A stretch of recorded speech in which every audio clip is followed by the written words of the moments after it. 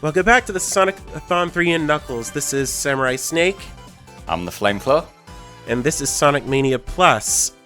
I am playing this for Child's Play, a charity that provides toys and games to kids stuck in the hospital, because it's no fun to spend your time in the hospital, so might as well give kids something fun to do while they stay.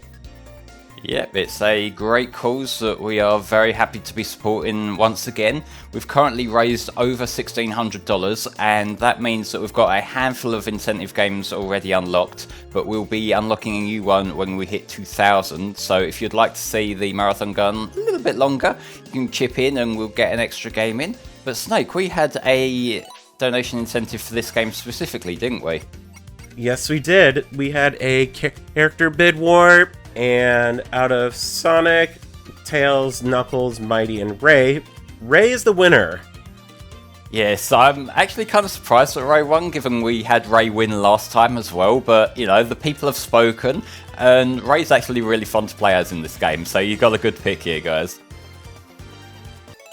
Now, Snake, what's your take on Sonic Mania on the whole? Are you a fan? Did you pick it out because you like the game, or what's your opinion? I picked it because I liked it, and when this game was announced, I was ecstatic over it, because it was what I'd wanted for years. Same, like, I remember that particular conference, like that particular event where they announced this. They played the trailer for Sonic Mania, and I feel like a lot of people didn't really appreciate what was coming at that point, because the thing that everyone was hyped up for was the next 3D Sonic, which would turn out to be Forces. And Forces, like I said in the Forces playthrough that we did during the marathon, that like I don't dislike Forces, but it ended up being like a kind of middle of the road game. Whereas Mania is the one that's left a lasting impression. Mania is the game that like got updates. Mania is the game that whenever people think about like a good recent Sonic game, this is the one that comes to mind, really, isn't it? And yes, there's our cape power up. That's basically how Ray plays in this game. Yes, Snake, are we getting all the emeralds in this run? Jeppo asks. Yes, I'm gonna go for all the emeralds, and I definitely will get the final boss, the real final boss, that is. Yes, sweet. And Snake is playing the Switch version here, so he's going to have to do it legitimately, unlike when I played this in the Sega-thon a few years ago, and I used debug mode, because I'm a cheating whore. God, I'm glad to see you making good use of Ray's like gliding power here, because it is so cool. It's like when they announced the Plus expansion, I remember the opinions being kind of mixed. Like there were people who were just excited for more Mania because, of course, it's a great game and people want more of it. But I don't think there was that much hype specifically for having like new gameplay styles from these characters. It was more just like the novelty of having Mighty and Ray back in general. But yeah, Mighty has a kind of like stomp down thing. Like it's sort of like Sonic's bounce bracelet from Sonic Adventure 2, but not really. And Ray has this really cool like flight power as Snake's demo in there. And I have seen people do some really cool stunts like through these levels just by using Ray's powers. Yes, there it is. Yeah, got our rings. Now, one thing that is worth noting is we're playing the Mania mode of this game, which is the like standard mode that the game originally came out with. There is also an Encore mode, and Encore mode has those giant rings in different locations. So that was something that stumped me, because like I just about learned where a lot of the rings were in Mania mode, and then they started moving them to much harder to get to places for the most part in Encore mode. Yeah, Encore mode really turns the difficulty up for hardcore players. Especially in the special stages, yeah, because like the special stages, we've got 1 to 7 in this mode, and it kind of feels like they start with what you'd expect a special stage 8 to be, difficulty-wise, and then they go from there. Mm-hmm.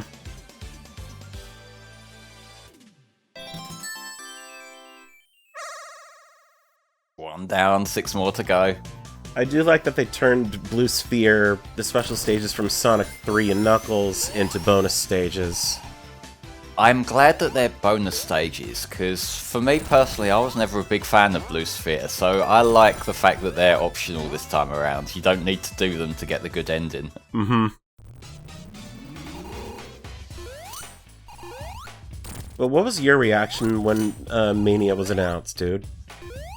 I remember being quite excited. I kind of fell into that camp I mentioned about, like, I was mostly there for the next 3D game. But I remember seeing it and thinking, like, I remember people talking about Christian Whitehead being involved, and at that time I knew him from, like, as well as like having heard his name around because he's been working on Sonic stuff for a long time. I associated him with the port of Sonic CD, which is a game that, like, that port really got me into CD. Like, it was a really well done port, so I was kind of interested to see like what an original game with like his talent behind it would look like, and it delivered. Like, I do have some qualms about Mania. A lot of the ones that you hear from everyone I agree with. Like, I like the original stages. I wish that it was mostly original. You know, like, I've seen enough of Green Hill lately. It's like, this is a good Green Hill. Yeah. But it's still Green Hill at the end of the day. You know, like, I sort of feel like it does lean a bit too heavily on like the retro fan service, when it's like what we have here, the gameplay itself as a standalone thing, like, it doesn't need to pander to nostalgia to do well. Like, it's just a great game, straight up. It controls beautifully, it looks beautiful, it's got a really good soundtrack courtesy of T-Lopes. You know, like, it's a really magical game, and I just wish that, like, I wish we got a sequel by these people, though I know that's not going to happen now. I can't remember how you get into that one. I think you might have to go into it from below, maybe? I think that's the case. Oh, nope. No. Bingo. Oh, there you go. Nice one. I don't think I would necessarily count it out, because maybe Sega will be interested in working with Christian Whitehead again at some point, but I mean, that's yet to be seen. Well, the impression I get with Sega, their attitude toward classic Sonic, is that they don't seem to properly understand what it is people like about classic Sonic. Because it's not just the character that people like, or the world or whatever. It's the kind of rhythmic gameplay, the sense of momentum, and out of all the different people who've worked on 2D Sonic games since, like, you know, since it stopped being the default to make Sonic 2D, it's like Taxman's the only one who's like really understand Taxman and Stealth and like the team who worked on this game. The reason I kind of write it out is that I've seen Stealth's reaction to like how Sega handled Sonic Origins, and it really does feel like he's burnt that bridge. It really doesn't feel like he has any interest in working with Sega anymore, and given what he's been saying about how they've kind of been treating like his work and whatnot behind the scenes, like, I don't blame him at all for that, but I also can appreciate that that's probably not gonna be, like, working with Sega is probably not an option anymore. Probably, yeah. I guess. Which is unfortunate. That's Sega being Sega, because, yeah, Sega. It's mostly to do with, I guess, the executives at the top, I'm assuming. Well, I think what a lot of it comes down to is that Sega have a history of not working very well with outside companies. And there's been, like, they're not the only team who've been screwed over by that, because they've also, like, Big Red Button, who worked on Sonic Boom Rise of Lyric. Like, a lot of people rip into Rise of Lyric because it's a terrible game and whatnot, but that didn't come out of nowhere. That happened because, like, originally they were developing that game for the PS4 and the Xbox One at that point. Yeah. And Sega, without consulting them, without asking the developers if it would actually work or not, they made a deal with Nintendo to make it a Wii U exclusive.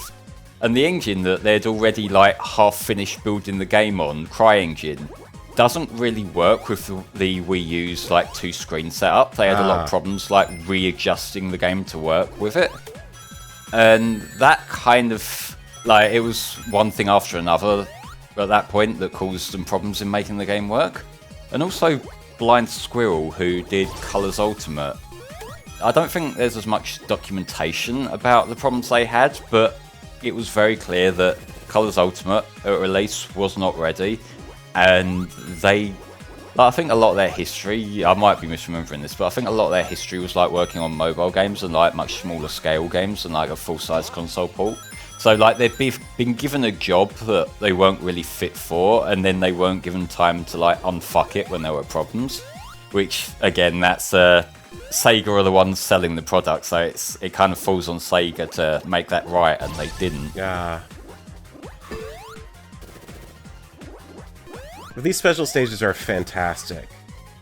They are really cool, yeah. Like they're a good bridge, I think, between like a 2D and a 3D kind of thing going on, because like they've basically got the vibe of the CD special stages, but like a more modern take on it, I would say. And the low poly 3D models are really cool as well. Oh, look at Ray there.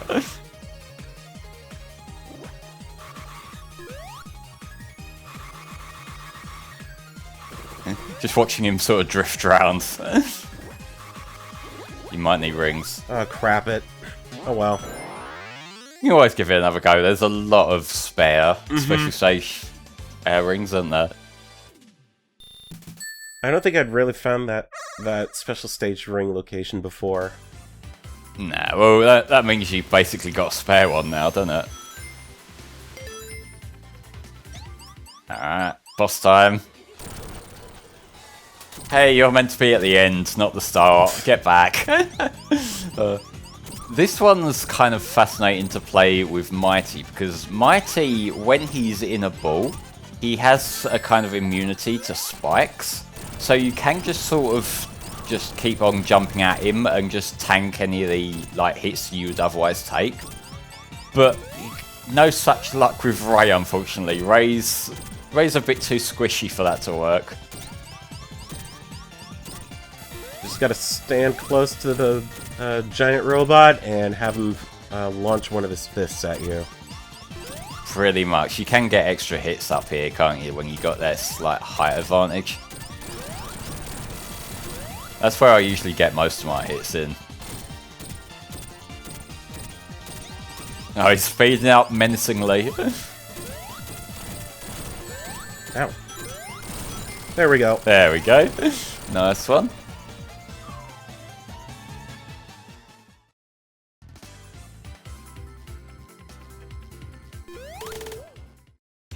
On the subject of reusing old levels, I think that, to the Mania team's credit, they did a good job at breathing new life into them. Yeah, they've like I say, that was a good Green Hill. It's my contention with it is the fact that it's Green Hill in the first place, and like, I realised that that's the sort of thing that there was probably kind of the concept was probably drawn out by someone else, and they were kind of just adding their own creativity to an existing plan, and I think in that respect they did a good job, especially with like the new level gimmicks they brought in. Yeah, because the second act of Green Hill in this game had background art that was inspired by prototype Green Hill Zone. That's the sort of stuff that I absolutely love from this team, because like you can say that it's leaning into fan service, just like the level design, not level design, like the level themes and whatnot. But like they're taking some of the stuff that don't usually get used. Whenever they've got their own little bit of creative freedom, they do tend to like dig a bit deeper, and I appreciate that a lot. The Mania team poured a lot of love into this.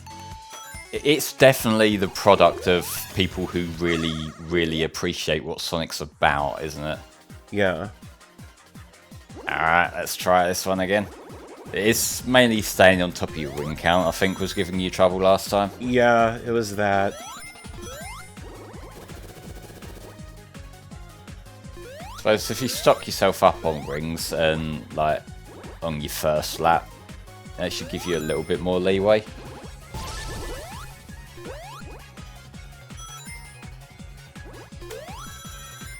Seems like you're getting a bit closer to him this time as well. some of it I think is also due to the fact that I didn't get enough blue spheres in the beginning. Yeah, because you want to get yourself up to, like, you're at Mach 2 now. Like, if Mach 2 you can sometimes do it. If you get yourself up to Mach 3, then that usually kind of, it doesn't guarantee it because it's still very easy at that point to accidentally go flying, but you know, it gives you that bit of an advantage.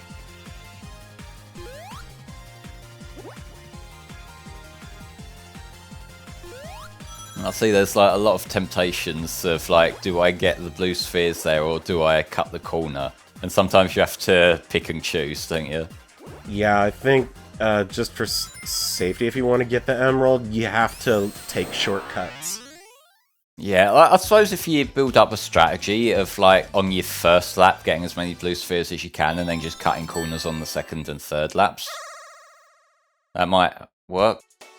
To me, I was more of the I just trial and error it until I accidentally win. But, you know, other people tend to use strategy for these games.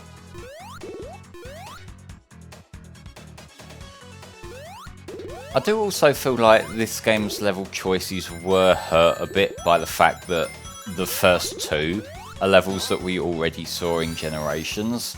So it's like, even for the like nostalgia kind of appeal they were going for, it's like, it's not really a throwback to like people's childhoods anymore. It's a throwback to a game from, at the point this came out, a game from 6 years ago. And yeah, this game's 9 years old. Jeez. Time just keeps on moving.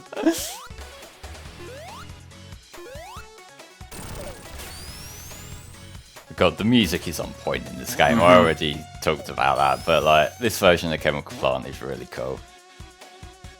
Yeah, T-Lopes put a lot of great work into the music for this game. Absolutely, yeah.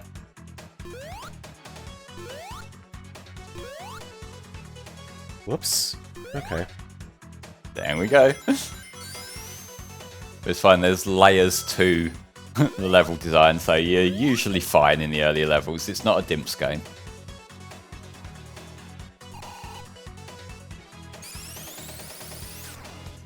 Oh, okay.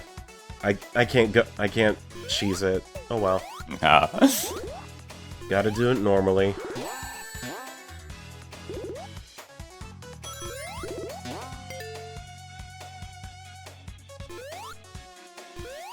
You just gotta appreciate Ray's full speed animation taken straight out of Sega Sonic the Hedgehog. Yeah, that, like, Sega Sonic, we're not doing Sega Sonic this year, we've done it a few times before, but like that's just a really charming looking game, isn't it? And that's another one of them games that doesn't really get much official acknowledgement, so I do appreciate that these guys took the time to like give a little nod to that. Yeah. And there's even like in the encore mode, in like the like gacha stages, like there's a remix of Trap Tower from that game, which is another little small nod that could have otherwise gone, like, a lot of people wouldn't even realise that's what it is. Yeah, it took a while for me to recognize that was from Sega Sonic. Yeah. I can also say that Sega, if you find an actual arcade cabinet of Sega Sonic the Hedgehog, it's definitely worth playing, because it controls beautifully. Yeah, maybe if you get one these days that you can sort of tinker with the settings and make it not require putting coins in. That would be a preferable way. I remember I watched you stream that during the previous Sonic-a-thon, and it did look like a really cool game. Yeah. I just don't know if there are any trackball controllers for PC anywhere. It feels like the sort of thing that there must be like a niche interest in them. Mm-hmm. Because, you know, games like that do still exist. There are still people who want to play them. It's just probably not... They're probably the sort of thing that, because they're such a niche interest, it's probably quite expensive. Oh, we get the flubber.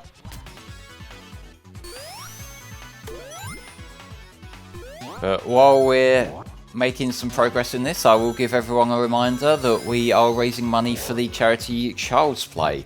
Child's Play provide toys and games to children who are in the hospital long term. You can donate using the link that I just posted in the chat, and we will read out any and all donations that come in. So thank you to everyone who has donated so far.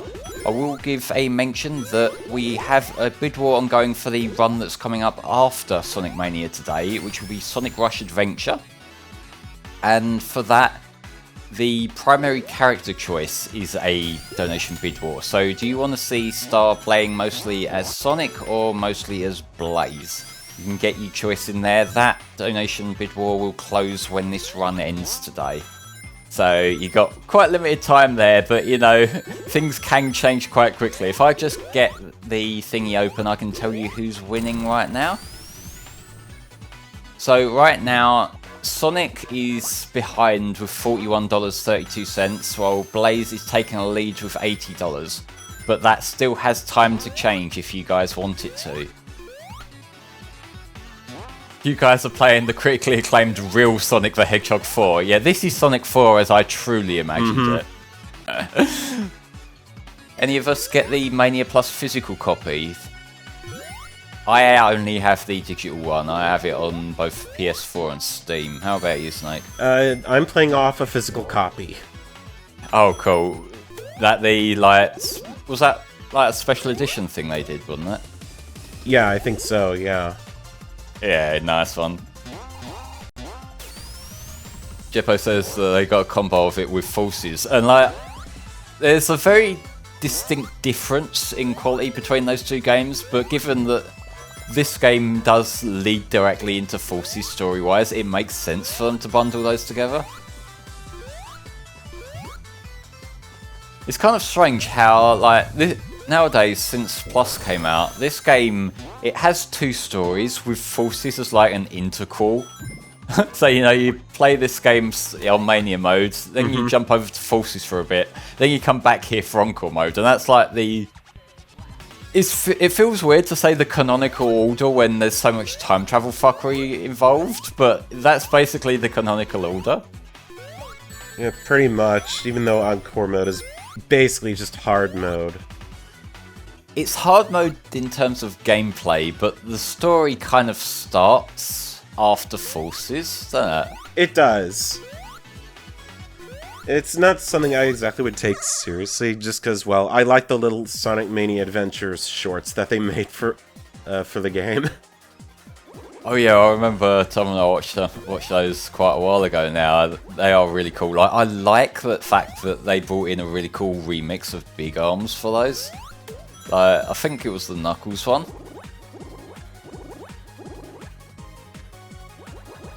Bridget Chan says they've got the Switch physical version, just like Snake's playing here. Nice one.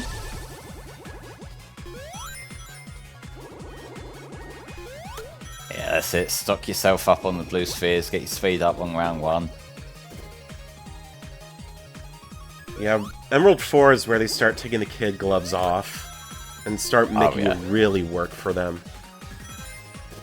There's one in particular I remember being really hard, but that's about as much as I remember from it. Because like the special stages in classic Sonic games, I tend to take them for what they are in the moment, and then they leave my mind once they're done.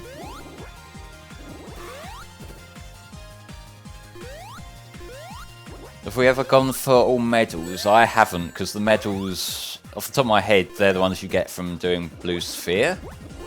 Yeah, I got all of them. They're not all gold, though. But there's not really any way that you can go back and fix that. Nah.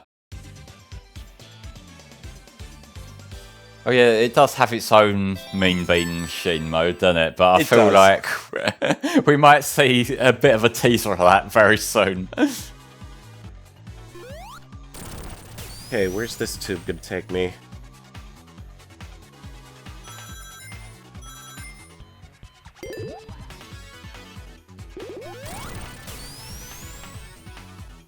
Only one way to find out. Yeah, you can only get the medals from Blue Sphere there. That makes sense, like given they are like the bonus games in this. Okay, so I actually died laughing when I saw this boss, cause holy shit.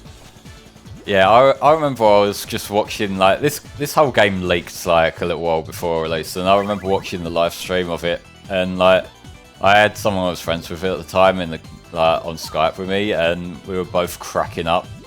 just by like the sheer, you know, like absurdity of it, while the fact that it also just sort of works. It does feel like, and I can't confirm this, I don't know for sure that this happened, but it does feel like they made it easier with a patch. It was easy to begin with, but that's just because I'm used to playing Puyo Puyo. Yeah, see, I'm kind of dog shit at that. I've always been more into Tetris than Puyo, personally.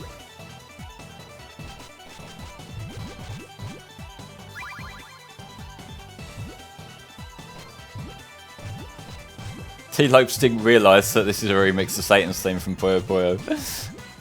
Wow. Oh boy. That was a nice little chain. Destroyed. So is that like a genuine strategy to like build up the two sides first, or was that just something you were trying out? Yeah, it is a strategy to just build everything up on the sides. Oh, cool. See, that's the sort of thing that I, as a casual plebeian, would have never even considered trying. Yes. So, I'm gonna be honest, this is probably my favourite of the original levels in this game. Yeah, this is a love letter to everything Sega, essentially. I do think it's funny the fact that, like, for quite a while now, the voice recording studio that Sega have been using for Sonic games, there has been one that's called Studiopolis, and the developers of this game didn't realise that, so it is just a happy coincidence. God, like, the lighting effect when you're behind these sections here is just, it looks so cool, you know? Yeah.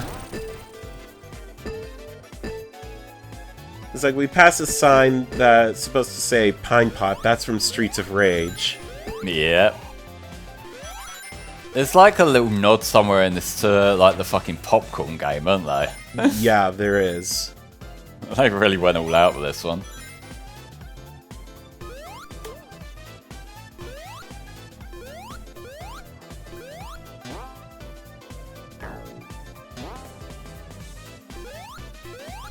I don't know, I feel like when they come up with backup names for levels, it's probably just because like they want to keep a few options available. Because like, you never know what Sega's gonna go ahead with and what they're gonna veto. Yep, there's the popcorn shot. It's a neat little novelty from the 90s when Sonic was getting big. Yeah, it's just another sort of thing that like, a lot of people probably ain't gonna get that reference, but for the people who do, you know, like, it's appreciated. Yeah, this is a good enough tune to have got into Smash. Mm-hmm. Up spin, ages.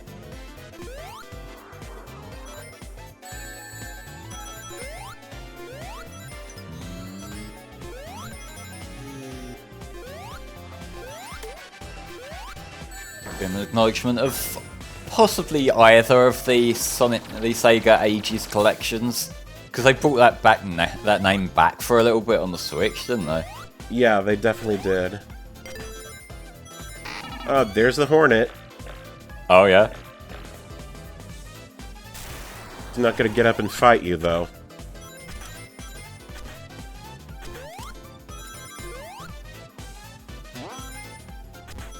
Now that's momentum. Look at that bit of level design there, just leading you from one ramp to another.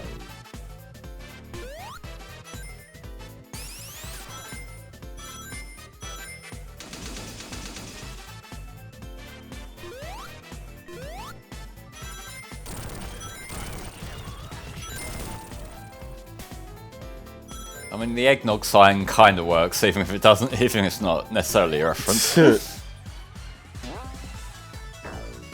I like the cascading audio from lights, camera, action, just popping in from my one ear to the other.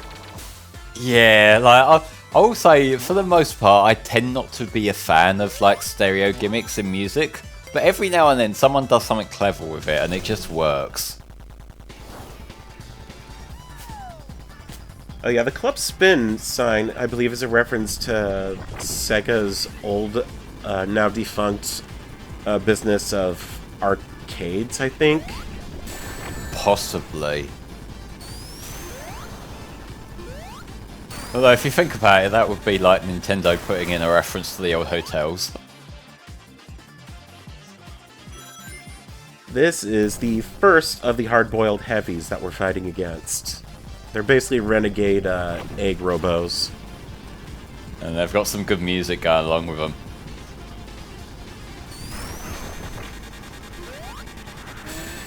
Wow, I just ate that. It happens in the running bosses. This is probably the most advanced 2-coded boss in the game, isn't it?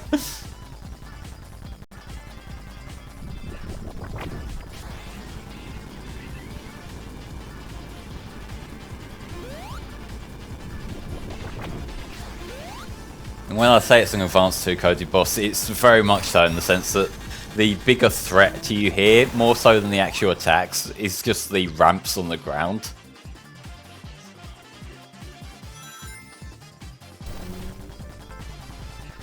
Yeah, well, the fact that just to keep up momentum, you can't exactly fly or glide. Nah. I mean, it would kind of break this if you could just fly over it, wouldn't it? It would. Good night. Nice.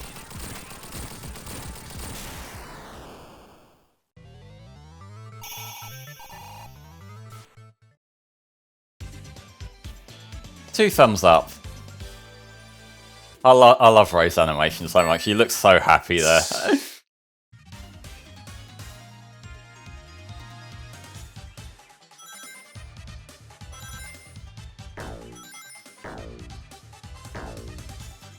Something oddly satisfying about that sound effect. I can't quite put my finger on it. Which sound effect?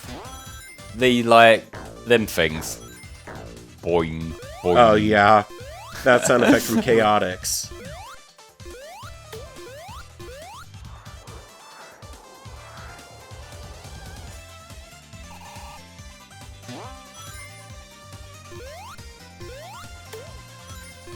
I'm gonna try to jump over these studio lights carefully.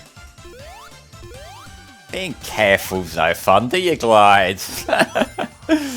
Yeah.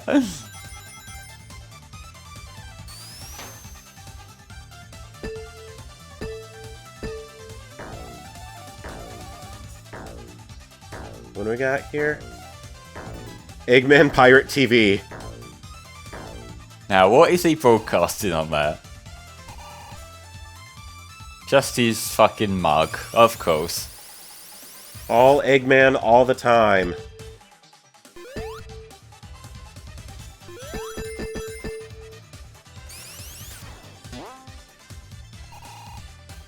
Come on, let's go back. We want to watch more Eggman. Okay.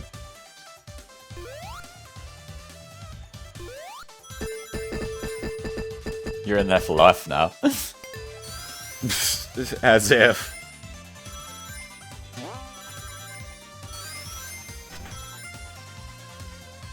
I realise stuff like that is very heavily automated and it is a little bit shallow, but god, it feels good in the moment, doesn't it? Yeah. Like, it feels good when they automate stuff like that, but you have to make it feel good to go through, not like, feel automated. I feel like there's a trick to using sections like that sparingly, isn't there? It's like one or two parts like it in a level, rather than just like using it everywhere. Mm-hmm.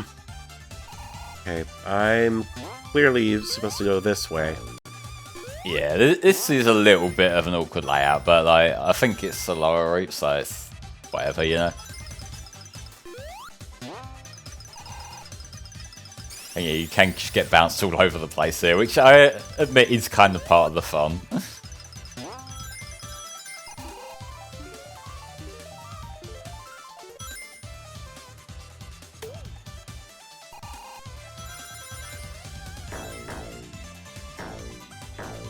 Boing, boing.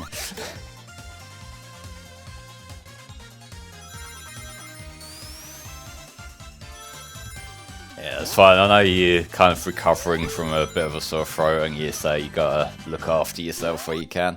Yeah. It feels much better than how it felt a few days ago, at least. Ah, that's good. Yeah, like, I've noticed you haven't been coughing quite as much today, so it's clearly on the mend, which is a good sign. Ah, the initials of all the developers. Nice, yep, it is. There's Whitehead, Headcanon, and Pagoda West Games. Oops. That didn't go quite how you were planning. Nope.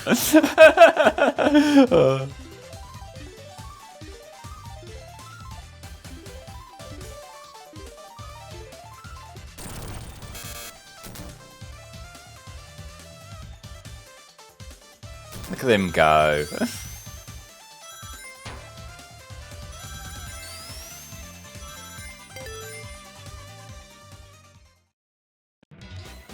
Oh, time for this boss. Yeah, this one, depending on who you're playing as, this can be a bit of a joke. I think you can kind of cheese this a little bit using Ray's like dipping up and down thing.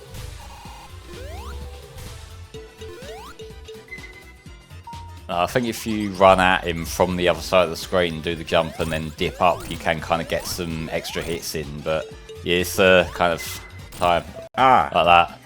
Yeah. Yep, you want to grab onto the bar.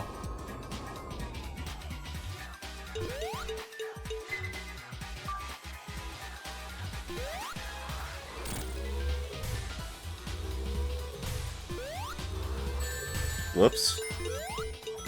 You just gotta hit a very specific spot of him. Yeah, I gotta... Uh-oh. Oh, crud.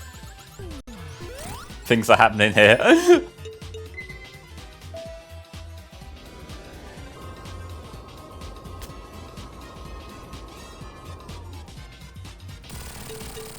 Boop. Nice one.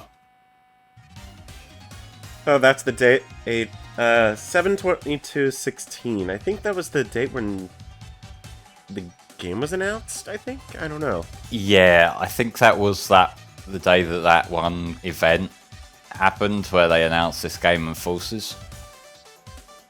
Yeah, and the white noise is straight from that broadcast too. Yeah. No, that's funny.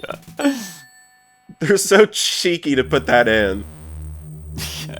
But I mean, like, it's good to take things like that with humour, isn't it, when it happens. Yeah. I like the little nod to the Sonic Anniversary stream, although I have a mysterious craving for Totino's. God bless, like, Skylar was on point that stream. Oh, that's another fun Ray animation, I love that. He does that in Sega Sonic, doesn't he? I think so, yeah. And the fact they brought it in here is really cool. He just looks so cute, just like crawling across on the monkey bars. Let's see, is there anything over here? No.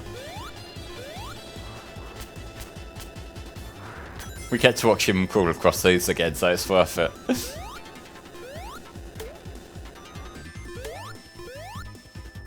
Now, just as a reminder, guys, we do have Sonic Rush Adventure coming up after this playthrough here, and we have a donation bid war ongoing for that. So that will be the choice between whether Starlight's playing as either Sonic or Blaze throughout the bulk of the run.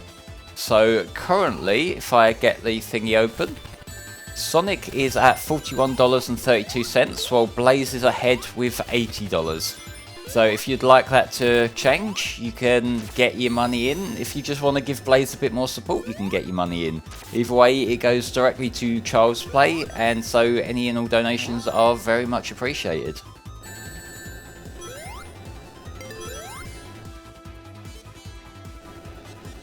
I'm trying to remember the layout of Flying Battery.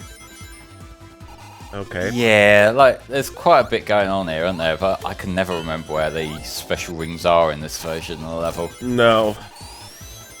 Because, like, I remember the original 3K version had quite a few tricky ones that kind of stuck with me. Like, the one off to the side during, like, the corkscrew part and the one where you have to push the set of spikes to one side to get up. Like they're the cheeky ones I remember, but this game's one's not quite so much.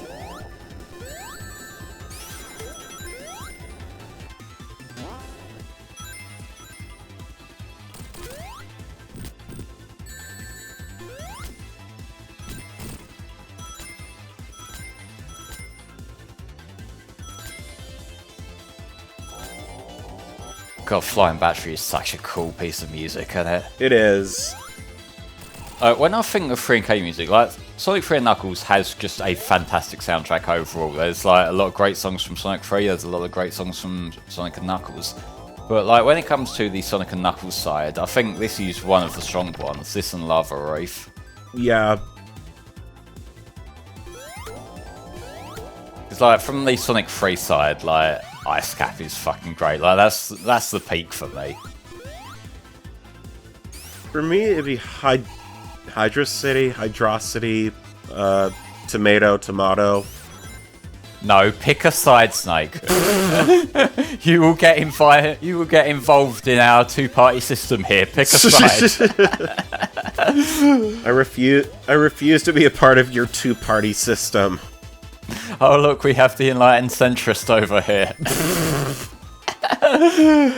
See, what you gotta realise, the correct choice is clearly Hydro City, and the one supporting reason for that, it's not about anything that's like written in the games, it's not about any of the like original Japanese publications or anything, it's about the fact that Tom calls it Hydrocity, so it must be wrong.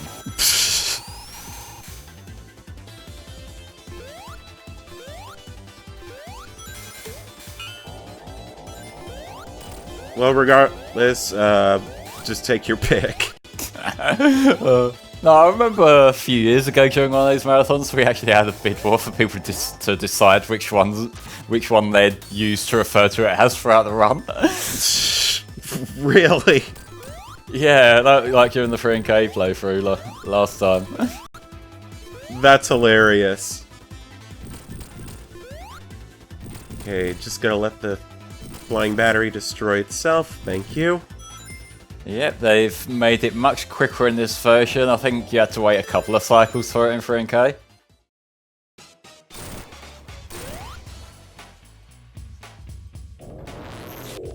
Now, I remember when I played this during the previous Sonic-a-thon, I actually got a bit of a glitch at the end of this boss here, where the level transition to the next act didn't kick in, so Ray was sort of awkwardly standing there with his thumbs up for like an uncomfortably long time. So we'll see if that's gonna happen here or not. Yeah, I remember seeing the clip of that. I swear, if it happens here, I'm done. That was fun. Will they ever attempt a Sonic RPG again? Like, never say never, I just can't imagine it being like a priority. Like, they seem to be putting a lot more of their resources into the main games these days and less of their resources into spin-offs. I think if you're wanting to make a Sonic RPG, action RPG would be the way to go. Well, see, I would say otherwise, but that's because I personally prefer playing turn-based RPGs. And the thing is, like, the problem with Chronicles wasn't that it was a turn-based RPG, it was just that, like, it was clearly a very low-budget production that really didn't get the attention that it probably needed. Chronicles did have some, like, not really action elements, but, like, it wasn't entirely turn-based. Like, there were a bunch of, like, extra little prompts you would put in and that, so, like, they could compromise like that again. Because like, I feel like the thing with putting Sonic in an action RPG gameplay, it would kind of make it feel slower, as opposed to like a turn-based game where that's kind of like the pace you expect to start with. I never really thought about it that way, because I'd think that a turn-based RPG would be slower than an action RPG. Well, it would be, but it would be in the sense that it kind of feels right for it to be slower, as opposed to like an action RPG where like you can see Sonic running around and jumping and that, but because you're like not leveled up as much, it kind of doesn't feel as fast as Sonic should be, maybe? Well, that kind of sums up my feelings on Sonic Unleashed and how slow it felt it originally. Yeah, like I did notice when I was playing Unleashed yesterday that like it does take a bit of adapting to like when you're playing a new file. Because like most of the time when I play Unleashed, I don't play the story in full again. I just boot it up and replay through my favourite levels. So, you know, it's like I'm used to having like a fully powered up Sonic. Yeah, because I think that's probably one of the things that turned me off of Unleashed, because I don't think there should be any growth or speed cap to Sonic's speed at all.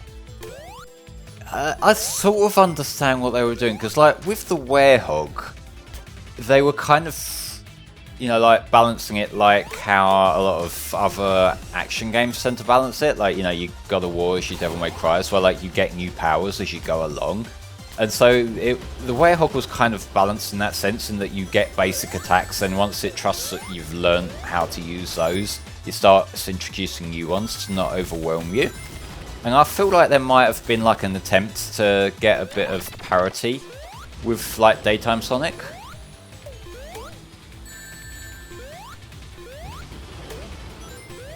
Isn't Sega banned from making a sequel to Chronicles because of Pender shit? I mean, like, the reason why that happened, that was a bit of a clusterfuck, and I don't think that really was seen. Like, they're not legally prohibited because the lawsuit to my recollection didn't actually go through. And I feel like, for all the stuff you can say about Penders, I do actually think he got screwed over in that respect. Because what happened is that he was suing Archie over the use of his characters in the comics, and that lawsuit got really drawn out, and like it went on forever. And what happened is that for the Chronicles lawsuit to go through, they needed the Archie one to like prove that he owned those characters.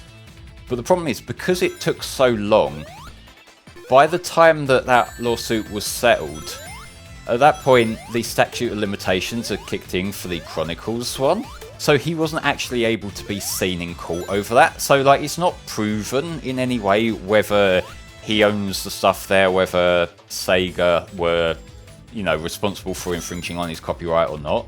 But I think they just don't touch Chronicles stuff anymore, just to avoid any future potential headaches, because if they do, then that reawakens it. Like, that makes it a new thing that he could potentially sue for. Yeah, I was thinking that I don't think there would be any legal issues with Sonic Chronicles, but I don't know. Well, Pender's case was that the story and the echidna characters and whatnot were very closely like taken from his stories that he wrote for Archie. And again, like, there's similar thematic. Like, your mileage may vary on whether you think Sega ripped him off or whether you don't think Sega ripped him off. But it doesn't sit well with me that he was never able to actually have that heard. You know? The thing with Archie, Bab, is that Archie's entire legal setup was a catastrophic shit show. Because essentially, where Ken Pender's argument came from, the way copyright works by default is that, as standard, if you make something, you own it as the individual. So it wouldn't be Archie Comics own that, it would be Ken Pender's owns that. Which obviously a company who's publishing things, they don't want that, because that would be like really difficult to work with. It's like a logistical issue, like before you even get into like the business implications of that.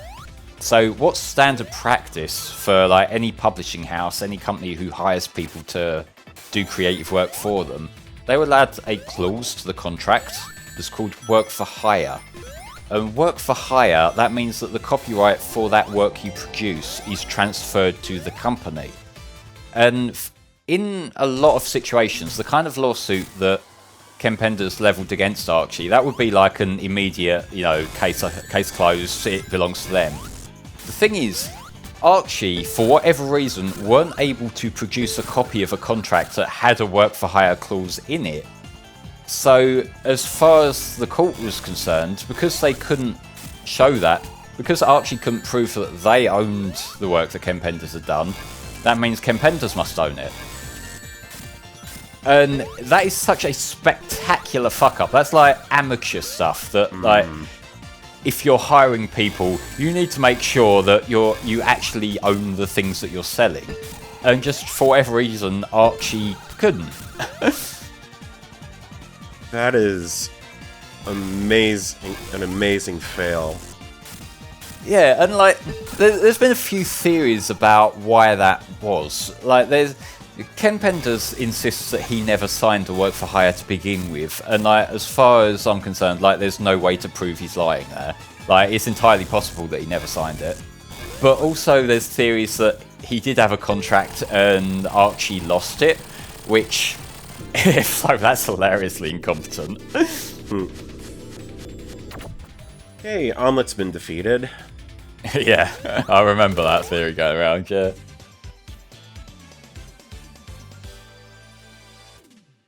The legal stuff around the Lara Sue comic, that's incredibly fascinating, because like, the reason why, because he's not just making his new comic, he's also able to resell copies of the old Sonic comics that he worked on because of how badly Archie fucked up. Because the way it's worked out for him is basically that he can just publish his own Sonic story. Like, he can publish these Sonic stories that he produced during his time at Archie, because Archie essentially paid Sega's licensing fee for him. So it's like, yeah, he does own those existing comics now, because, like, well, they're officially licensed. Like, the fees have been paid, so, you know, he's able to make money now off the back of Archie Comics' incompetence. Wow. Hey, is this gonna... No, I don't think this is gonna follow Launch Base's level design. Not quite. It's just me thinking that since this level is heavily influenced by Launch Base, so... Oh, never mind! Oh, yeah, there's one. I had a feeling. I'm kind of glad that you got this special stage while you're in Press Garden, because like, the colour scheme pretty much matches, doesn't it? It does.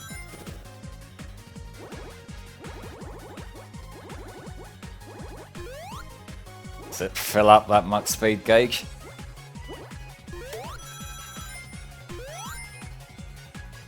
I can't remember the specifics of how Archie handled the legality there. Like, I did hear that they had to replace a lot of their lawyers, but I don't know to what extent. Like, I don't even know if they had in-house lawyers or whether they just hired people. But either way, like, the main crux of the problem was that Archie couldn't prove that they owned the work, which, yeah. Like, admittedly, if that's the case, if they had never actually got a contract in the first place, then there's not much that a legal team could do to unfuck that.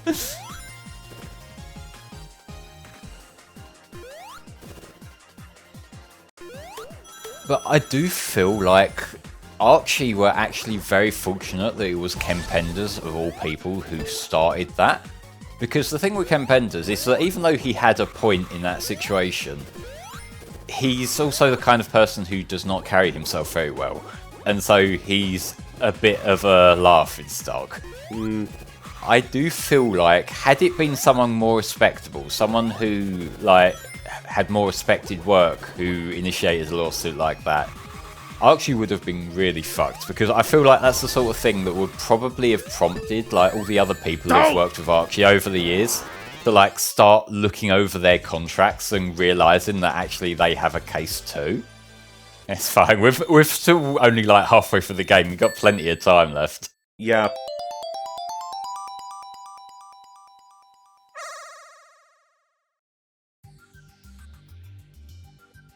I'll find another one. Yeah. Press Garden, what do you think of this one, mate? I'd say I guess I wouldn't be too impressed with Press Garden, but then Act 2 happened.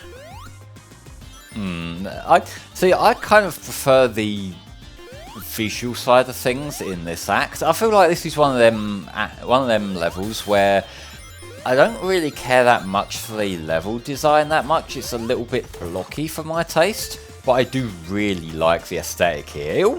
Like the kind of glassy look they've got going on. It almost reminds me of Freedom Planet's kind of art style. I can see that. It uses like that game uses a lot of like that kind of visual as well. Oh, that colorization. Yeah, this feels very Freedom Planet coded.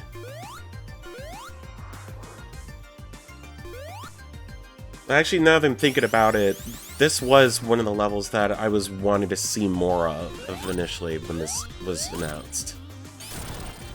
If there were ever like a sequel to Generations, I would like to see a 3D take on this.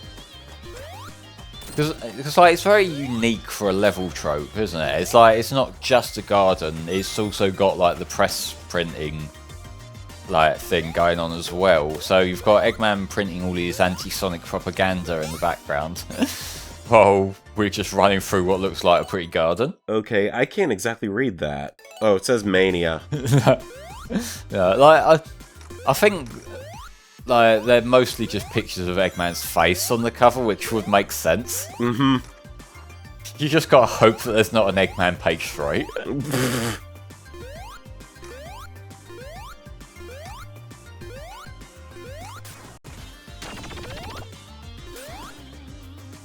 I mean, yeah, Freedom Planet was conceived as a Sonic fan game, but like, I mean, in terms of like the art style in particular that they went with, this feels most like it.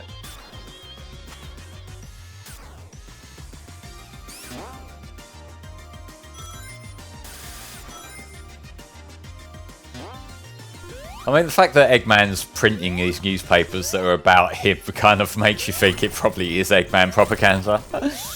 That sounds just about right for Eggman.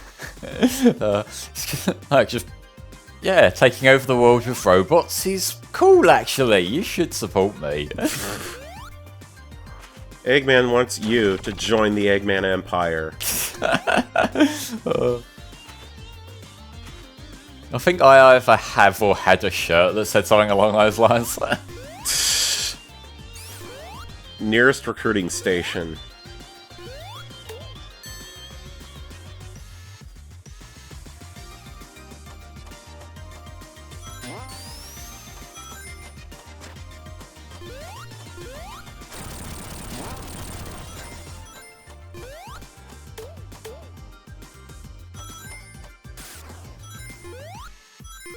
I've never actually stopped to try and figure out what those panels are trying to spell out, if they are trying to spell out anything.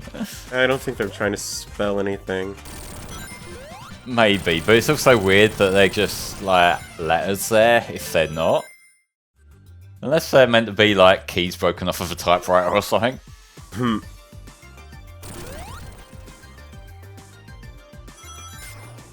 Like, it could be the Eggman mech with a typewriter theory.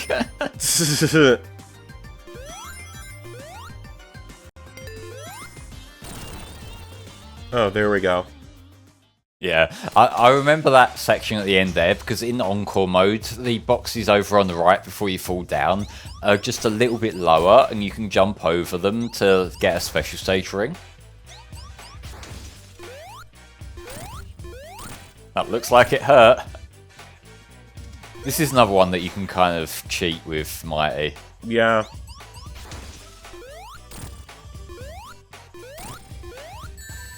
I did see someone in chat earlier asking if, like, Mighty and Ray are overpowered, and Ray... I wouldn't say Ray's overpowered, because, like, even though you can skip huge chunks of levels with him, you sort of have to know what you're doing to be able to pull it off well. Mm-hmm. But Mighty is overpowered. Mighty can just cheat so many of the bosses in this game because he's got that spy community. Yeah, absolutely. You can't really cheese the game as Ray, though. You have to be very, very good with his gliding mechanic. Yeah, I have seen... It was on Cyberman's channel, Cyberman65. He did a playthrough of Mania Plus when it came out, and when he was playing as Ray in Stardust Speedway, he managed to just skip over like most of it just by perfectly pulling off the glides, like dipping up and down. And that was really cool. That video was what made me properly appreciate Ray as a playable character in this game. But like I say, it's the sort of thing that you have to know what you're doing. It's not like the sort of thing that anyone who plays can just pull it off well. Anyway, lo-fi hip-hop beats to chill and study to, basically. So yeah, you say you like this act most out of them? Yes, I like it much better than the first act. Obvious reasons why, with the cherry blossoms, the Eastern lanterns, the snow. It's the cherry blossoms that get me. Like, cherry blossoms look beautiful in basically everything.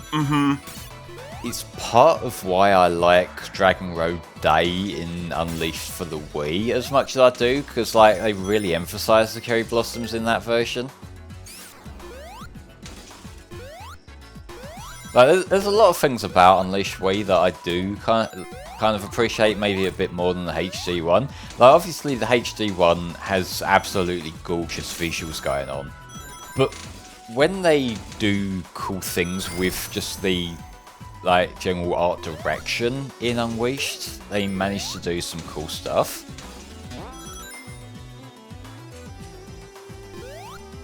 Hey, let's see, there should be a freezer somewhere around here that takes me to the next area. I think it's up at the top right from where you are here. Yeah, there it is, blind down. Ah, there it is. Yeah, because then down there's a spring, and off we go. Look at that sprite there of him stuck. Yeah, you have to manually mash your way out of it here. Yeah. Or we can leave him there. Oh, you can actually make his eyes turn. Oh, cool! I hadn't noticed that. Well, you doing that just like with the stick? Yeah, I was doing that with the control stick. Cool. Guys, get me out of here. You can get me out of here now. Yeah, I wonder how long you can do that before he freezes. Bab says in the chat, I honestly miss the era where different ports of games were essentially different versions of the game. I agree. I agree wholeheartedly. Because the sort of thing, like, with, like, you know, Xbox and PS3 or PS4 to, like, Nintendo versions, when you think of games that came out on the Wii that weren't originally, like, were originally designed for HD systems, they would kind of have to create a new game from the ground up, and they'd usually get a dedicated team in to do that. Whereas nowadays, when you look at Switch ports, or now I guess Switch 2 ports, you're not getting a game built for the hardware, you're just getting like a worse version of the main one. And like the same thing with like the 3DS ports and that back in the day as well. And I get why, because, you know, having to commission a second version of the game is expensive. But, you know, it's just a little bit of soul from that era that I do miss. Okay, now to fight against Joe Musashi.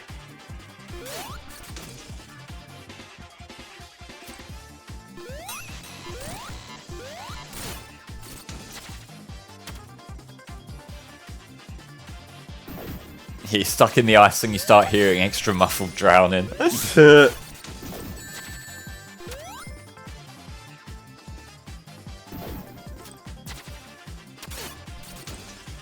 think you have to get him while he's mid-jump, don't you? Yeah.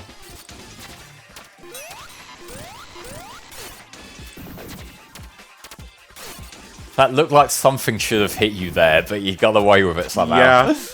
I'm not complaining. Fair.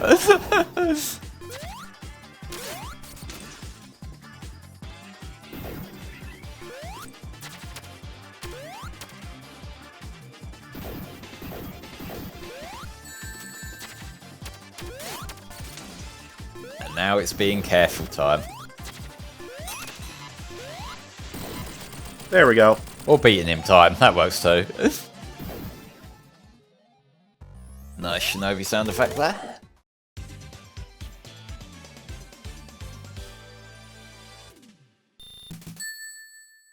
Is it Stardust Speedway next? Yep. Nice. I'm obviously gonna get excited when I see some CD love. Mm-hmm.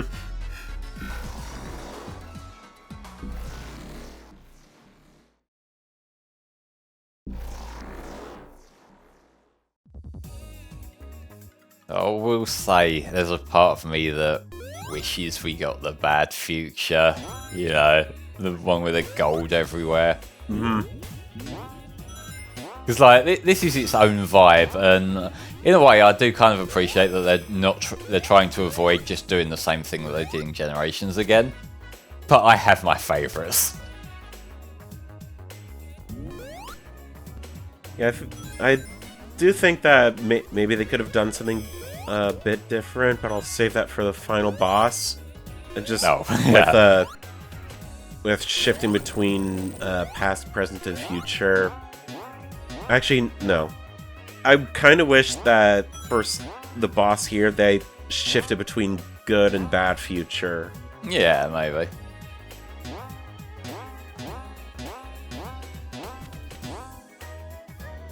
Yeah, no worries, Spar. I'll give you a ping on Discord when we're at the final level. Your Encore mode does change it up a bit, which is fair, but, you know, it's not just that, it's the music as well. I really like fucking Stardust Speedway Bad Future.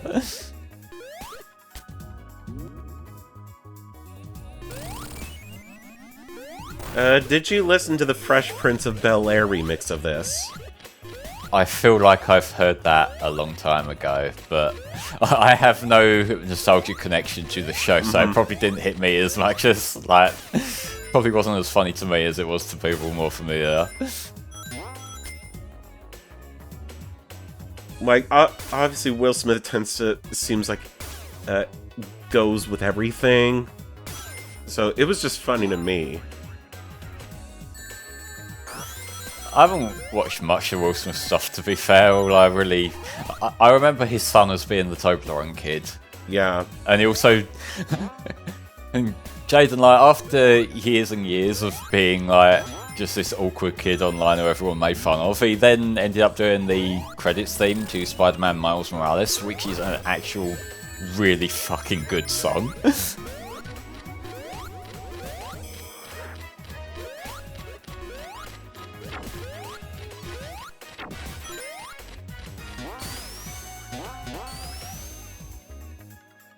You can tell it's the CD level because we're getting bounced around everywhere. And I mean that as a positive. Do you think we'll ever see Wacky Workbench again in a game? Probably not, but I kind of hope so, because I'd love to see a Mania or a new take on Wacky Workbench. I would like to see it brought back, just to make all the people with wrong opinions very mad. That should be your driving motivator for everything, by the way.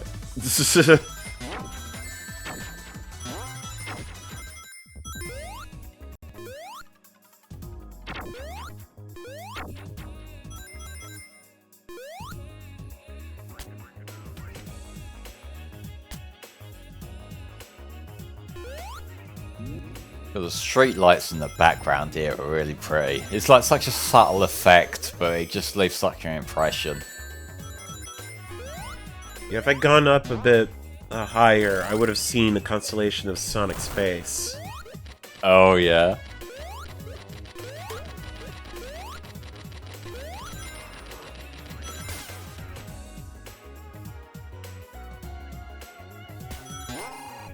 Oh, back over this way.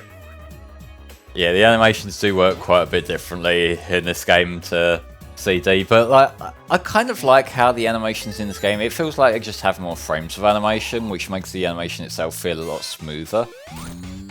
My only real problem with Mania's art style, really, is the fact that Sonic's a much lighter shade of blue than what looks right as classic Sonic to me. Like, the classic Sonic sprite in this game kind of makes it look like a shiny Sonic.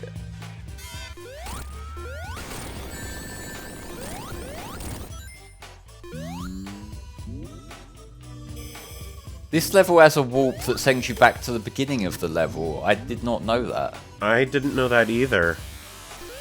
And now I want to go back sometime and look for that.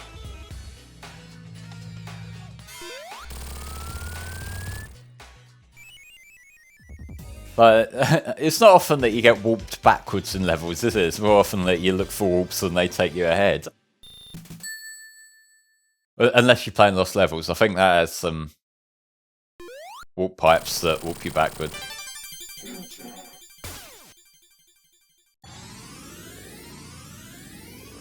Oh yeah. And away we go, into the present. This looks so much cooler. Like, what I like about Stardust Speedways in this particular version of it is it takes everything I like about Starlight Zone's general look and feel and just amps it right up. I can hear cars speeding past outside my house. I apologise if that's coming through on the mic, but it's really fucking loud for me right now. I'm not hearing anything, dude. Ah, that's good. Did they ever fix that thing where you can press a button and immediately go to Mach 3 to catch a UFO? That was part of the debug mode, if you're talking about the thing that I was showing off when I streamed this a few years ago. So, like, that's not something built into the game. But yeah, Snake's playing this actually legit, so that's why it's taking a few tires.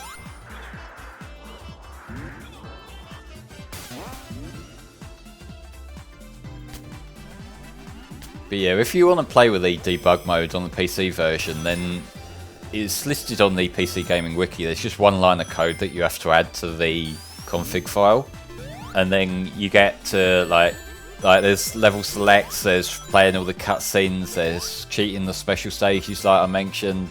You know, you can do all kinds of stuff. You can even put in Encore mode characters into like the true final boss and whatnot. It's kind of fun to dick around with.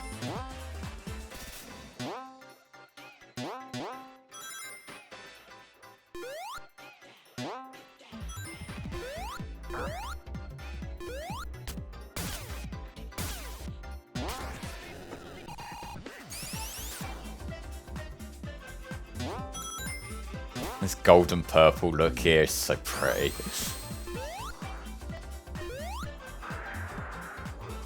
I mean, yeah, you can put any of the characters into the true final boss. It's just that, like, the Encore mode ones who don't usually get to go there, you can sort of play with it like that. Yeah, I think you might have to just fight the boss here. Yeah. That's fine. I remember it, with the way this game works, even if you don't get all of the rings by the time you're at the final level, you can just go back to Green Hill and just spam them. Yeah. Like the first one, over and over. Yeah, you can definitely do that. That little animation of him dancing in fear there. I never checked that out before. What other CD level could they have gone for? I mean, like, I kind of like the general feel of all of them. Like, Stardust Speedway was going to be the obvious pick there. Mm-hmm. And same with Metallic Madness, I guess. But, yeah, like, I would kind of like to see Tidal Tempest brought back at some point, just because it's such a chill vibe. I was thinking Collision Chaos or Wacky Workbench. Yeah, well, Wacky Workbench, like I say, that would be a good troll pick. I know how to deal with this.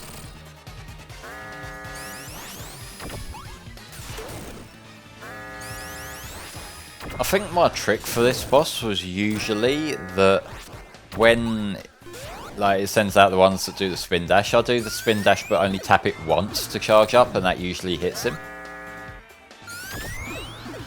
There we go. Nicely done. Yeah, those little like Silver Sonic guides are a Sonic 2 8-bit reference. How do you feel about the 8-bit games, Snake? I feel like they're okay. It's just the screen crunch that really makes it much more difficult than it needs to be. That's fair, yeah. Like I like Chaos a lot. Sonic Chaos is a really good game. Yeah. it's just like I feel that they kind of suffer from the fact that, like, obviously the 8-bit systems, Master System and the Game Gear can't really, they don't have the blast processing that the Mega Drive had. So like they obviously can't go at full speed like that, and they had to kind of get creative with level design.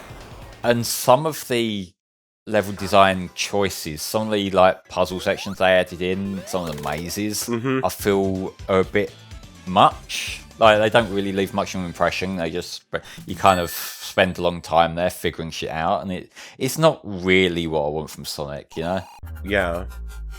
Like Chaos kept a pretty good pace up, which is why I like that. And I do also quite like Triple Trouble, but that's kind of being overshadowed in my mind by the fan-made remake these days. Mm-hmm.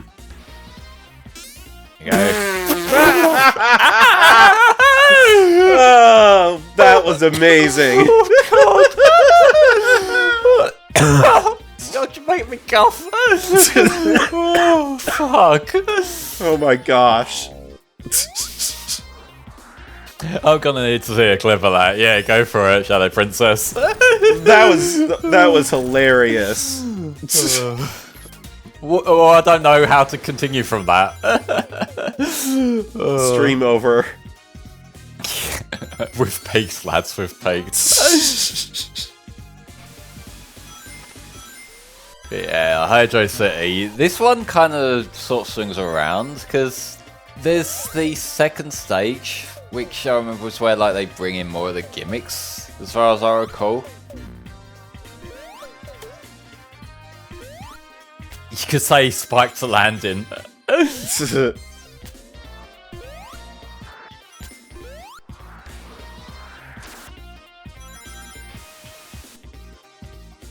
Also, like, putting aside all the jokes about the names, like, Hydro City, it's not really ever been one of my favourite levels from 3 and K. It's like the one that is like, okay, well, we've done Angel Island, I guess we'll do this before we get to some other stuff.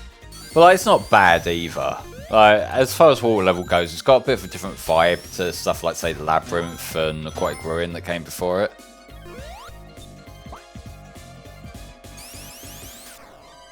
You got an ad immediately after that.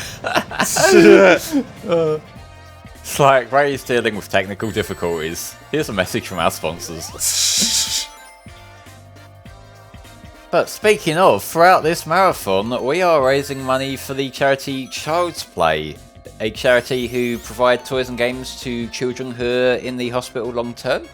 If you would like to contribute to the cause, you can...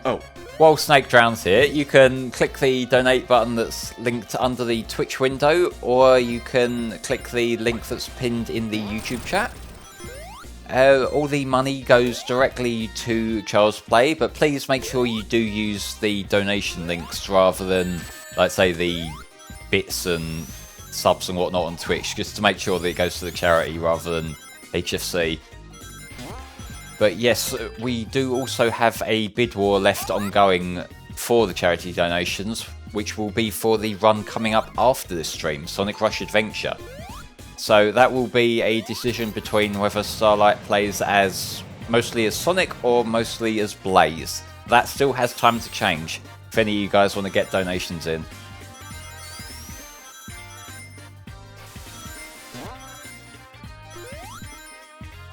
They brought the bubble back from 8-bit Sonic 2 here. Yeah, there was also a section like that in Triple Trouble, from what I remember.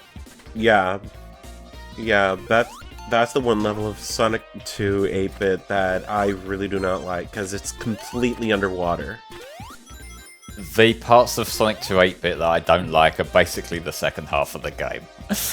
Oh, yeah. It kind of hits the turning point where it's like, yeah, okay, I see how we're doing this. Like the maze in, I think I want to say Scrambled Egg is another part where I think, like, this isn't what I want here.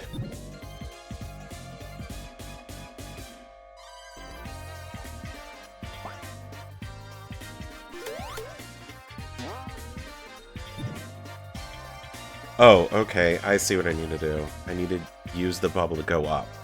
Yeah.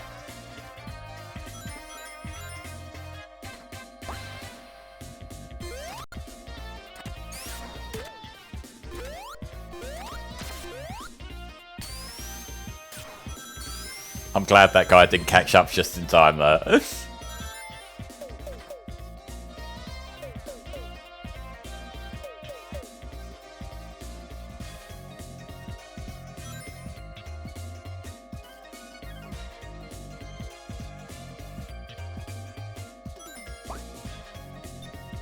Okay. We work our way up. Well, I guess the bubbles have a timer on how long they stay. Okay. I'm gonna be honest, with these sections here, I always tend to get a bit nervous when I'm underwater, so I try not to loiter enough to find out. Also, hi, Eggman. Yeah, it's just going for a swim. It's fine. Nothing to see here.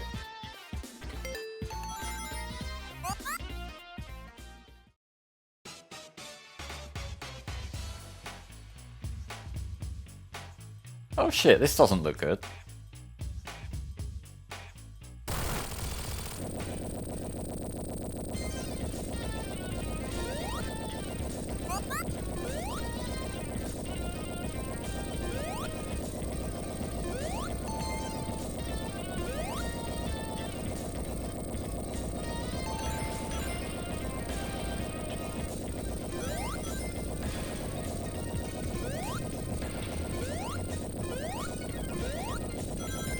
Okay, time for the funnest mini-boss in the game.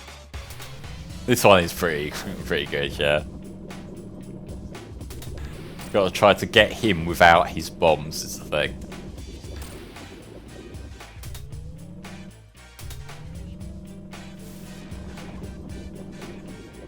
But yeah, it's more a game of timing than anything, isn't it?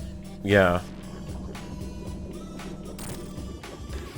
It's kind of hard when you get him and a bomb going up, because you've got to try and figure out whether you can get him or not in time.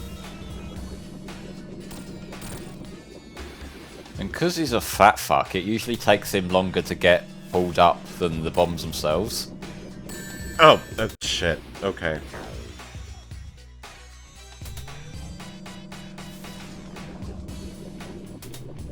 Oops.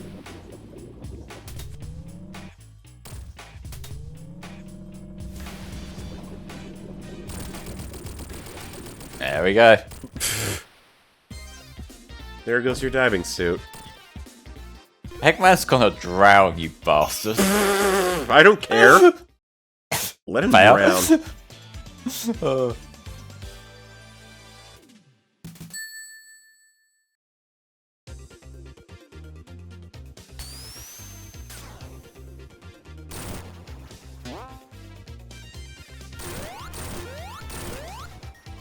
Now, I don't know why they recolored these spinning barrels in this version. It's such a minor thing that most people wouldn't even notice, let alone care about. But just the fact that that decision was made, I have no idea why. Probably just to fit in with the background's color. Maybe, but like, I never felt the original ones looked out of place at all.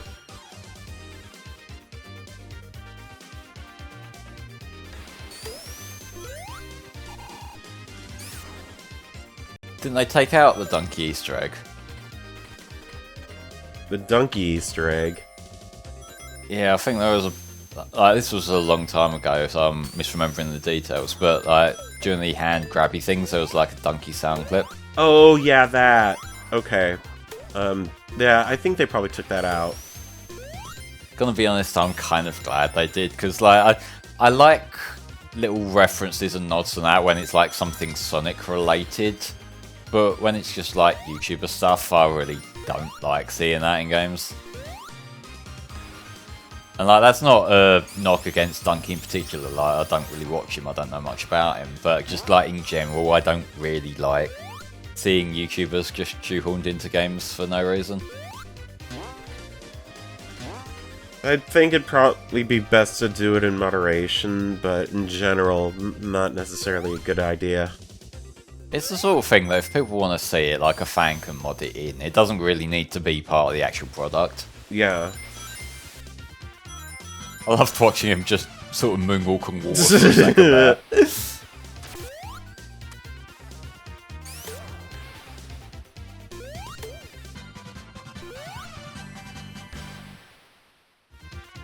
feel like the problem was more that it was so random. Yeah, that too. It's like, you know, when it's referencing Sonic stuff, that kind of makes sense. It's like little nods for the fans, but just a stupid joke like that. It's the sort of thing that, like, if you wanted the work to be taken seriously, you don't kind of really want to do stuff like that.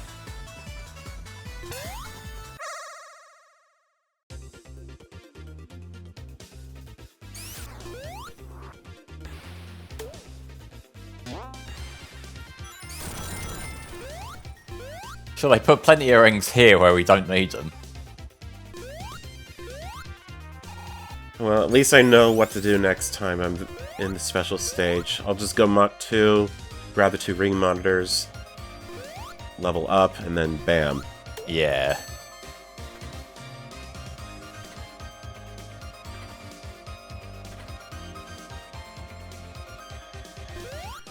It's fine. Ray doesn't seem to know what's actually going on. He was just sort of head empty there for a minute.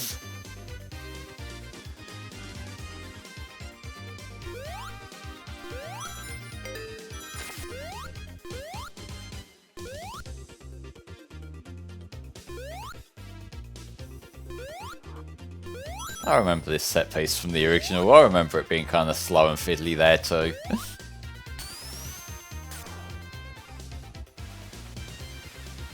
I mean, like, yeah, the other thing with, like, putting YouTubers and internet personalities in your game is that when they get cancelled, it kind of becomes really awkward. Mm-hmm. I remember the whole Sea of Stars debacle when, like, completionists got in a load of shit for being dodgy with charity money. It's like, how do you unwrangle that? You just have to patch them out and hope the announcement doesn't come off as too awkward. Yeah. But then that's kind of a thing with handling, like, influencer marketing in general as well, and the fact that, like, you know, these people don't have PR teams the same way that, like, mainstream celebrities do. If they fuck up somehow, everyone is going to know about it.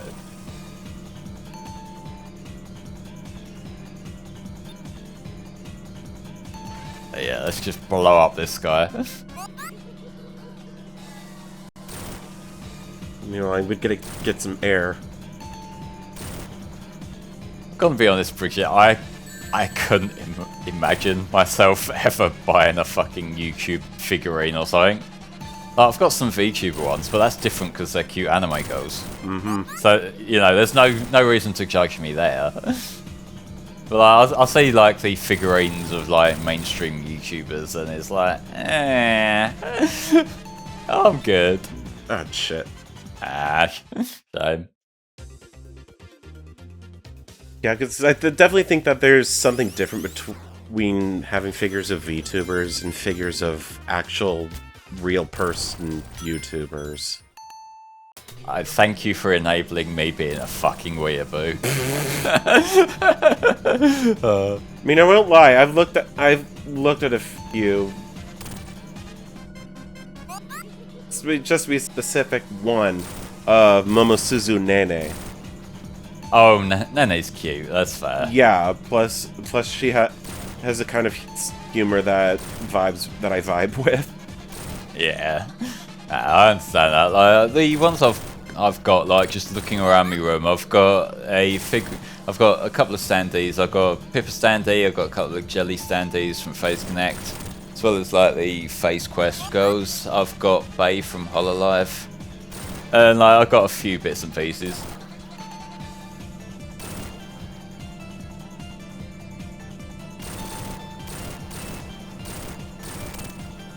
I mean, like, VTubers are kind of in this weird, like, middle ground where, like, they're both the real-life personality and the character at the same time. And it kind of, like, there's some hard kayfabe VTubers, and there's some, like, people who are basically just, like, normal streamers with a anime avatar. Oh, shit. Damn it. That's kind of fiddly if you get in there with no rings.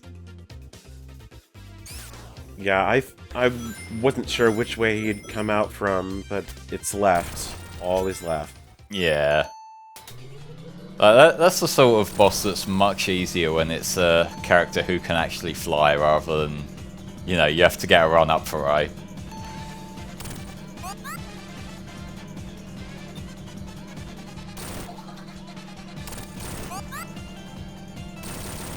having a VTuber figurine would be easy to explain. I mean, it depends who you're talking to, really. Probably, yeah. Unless you've just got like a desk full of stuff and it's like, oh, here's my Oshi Markiplier. Good lord.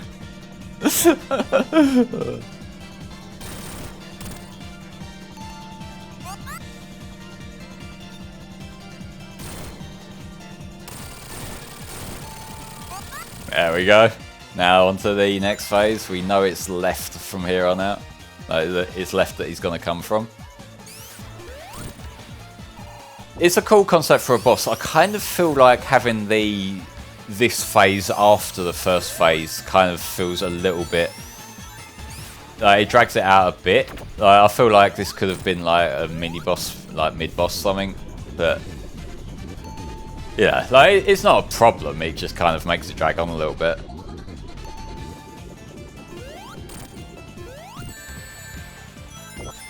And the hitbox is a little bit weird sometimes.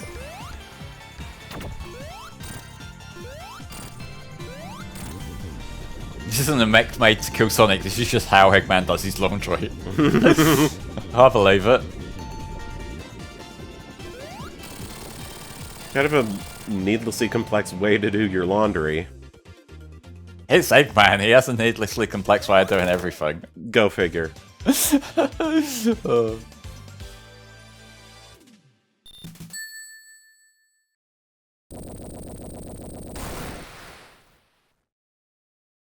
Eggman has to have his clothes custom made. Like, there's no way people are, like, shops are selling shit in his size. True. Mirage Saloon. This game's like Wing Fortress. No, Sky Chase more than Wing Fortress. Although I guess it's elements of both.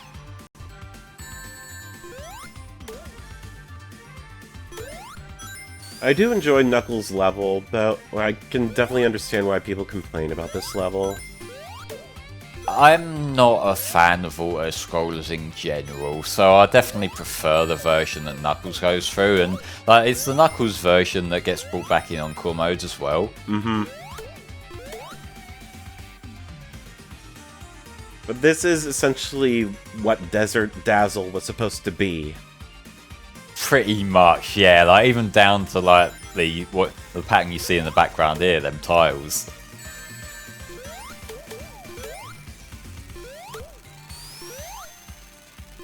But I also really like this area in Encore mode because I really like the blue colour scheme that they use for the desert.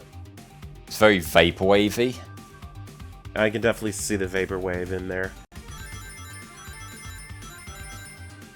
The heat lines in this version are pretty cool though. Oh, I mean, literally the opposite of being pretty cool, but you know what I mean.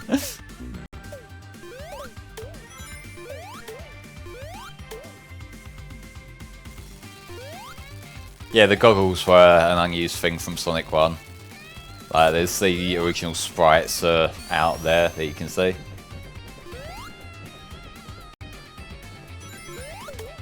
I'm not sure what the purpose of those would have been, unless it was meant to be like an underwater thing, because there wasn't a plane level in Sonic 1. Yeah, there wasn't a plane level. I think they were supposed to be used for maybe having unlimited oxygen in the water. Maybe, although like that would mean they'd need to have a snorkel as well, wouldn't they? Yeah. Fuck! I'm sorry, but I kind of saw that coming. Damn it! At least you're right there. Oh no, it puts you all the way back. Fucking hell, why would it do that? God. I was expecting something at the end there with a caboose, but no. Damn it. Oh. It's alright, I hope everyone likes the plane section here. Yeah, that is so rude doing that.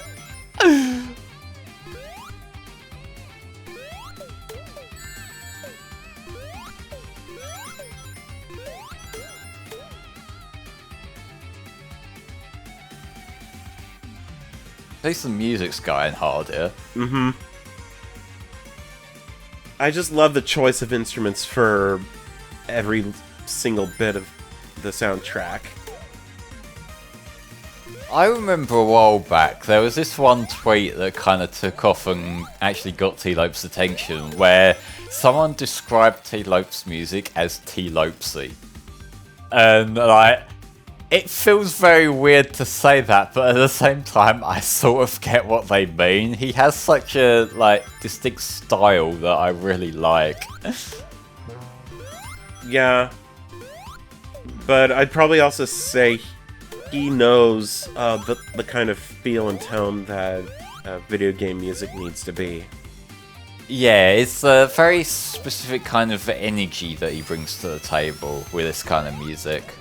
Yeah, because this is making me think a lot of Sonic CD's music and how that sounded with its instruments. A little bit. Like, CD, I feel like... I don't know how best to describe it, but I feel like T-Lopes is leaning more into, like, very explicitly making it clear that these are fake instruments. Whereas I feel like a lot of the music you heard that did that in the 90s was, like, trying to pass it off, and so it was trying to be a bit more realistic with it. I know why you're nervous. Is there a checkpoint around here?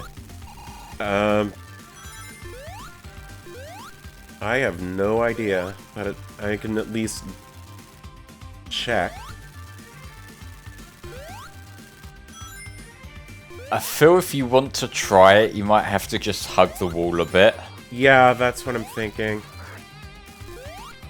Alright, let's see. Not to put any pressure on. There we go. There we go. Oh, the checkpoint's at the end of the train. Yeah, we kind of had to just go for it. I feel like there should have been a checkpoint as soon as you get off the plane there. Yeah.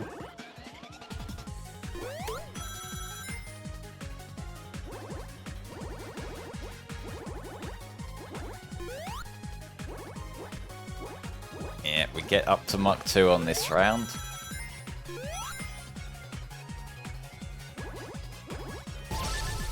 Okay, Mach 2. That's what I need. Oh, I missed that. Oh well. Oh, you got decent stock of rings now, so you can afford to take a few shortcuts here and there to hopefully keep up with him. Oh, I was worried you were going to get bounced on that wall again there. And not this time. Not this time, fucker.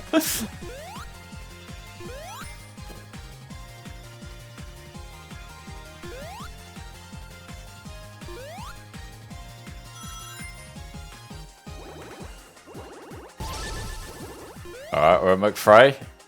McFrey, like I'm talking about fucking McDonald's. McFrey. God damn. I can't talk. God damn it. So well done on that one, mate.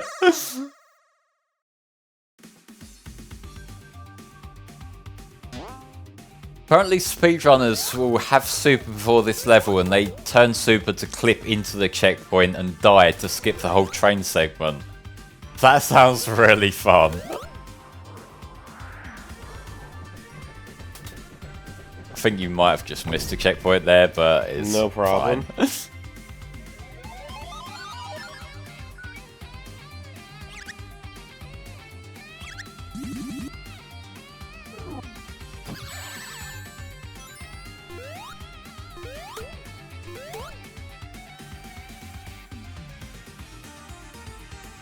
Yeah, that knock guitar in the background's going completely wild there.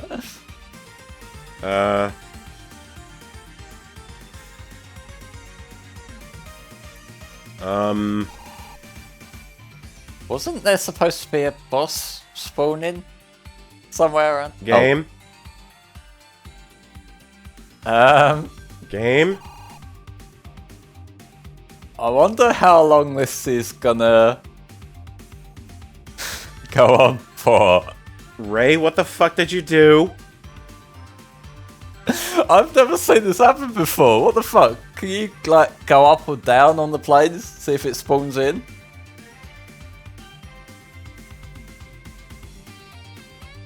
I think you might have broke it. If you go all the way over to the left, see if that triggers anything. Like, hug the wall, like, maybe try covering every bit of the screen. How many seconds did it take you to transition from Act 1 to Act 2 in Flying Battery when that glitch happened? That was only like a few seconds. It was just he was awkwardly standing there. This feels like it thinks it's still in the level. Yeah. Restart.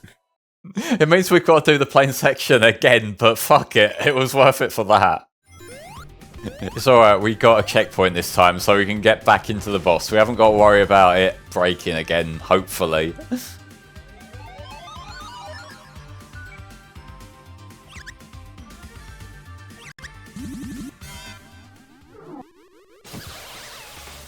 Okay, boss music. Boss music is usually a good sign.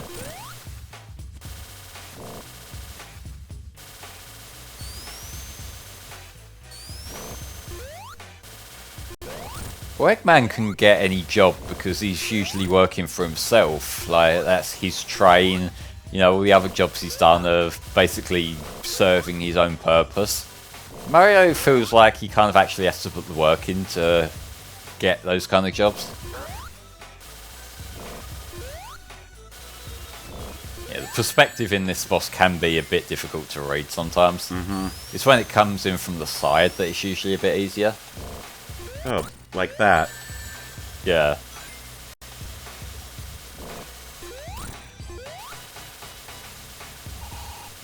Well, I mean, it depends.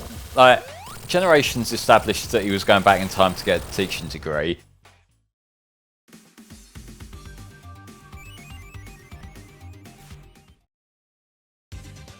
I didn't know that they offered a master's degree or a PhD in Evil Scientist. Oh, it's more like the skills that you learn are transferable, aren't they? Welcome to Ozokarai and your party. Thank you for the raid. Thank you for the raid. We are raising money for the charity Child's Play. Child's Play provide toys and games to children who are in the hospital long term. If you would like to contribute to the cause, we have a pinned comment in the chat, which will take you to a Tiltify page where you can donate. All the money that's donated that way goes directly to the charity, and it helps out a great cause, so we would very much appreciate any donations. We have a donation bid war for the run that's coming up after Sonic Mania, Sonic Rush Adventure, which will decide which character the runner, Starlight Road, will be playing as for the majority of that run. So that's between Sonic and Blaze. That still has time to change. We've got the rest of this run, and that will be decided. We'll be closing that bid war at the end of Sonic Mania.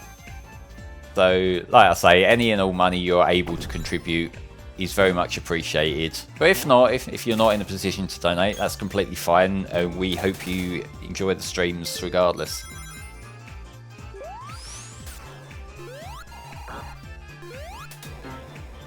Are you practicing for an event of your own?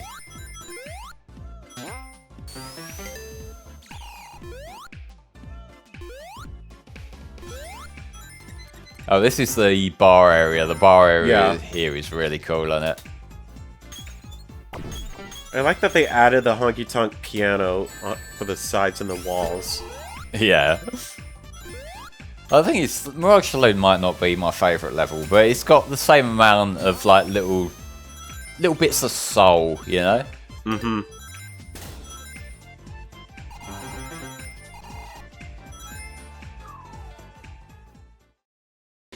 You can switch characters. I think it'll be easier if you kind of just close it off and prioritise, but you can let me know what you want to do if you shoot me a thing on the Discord.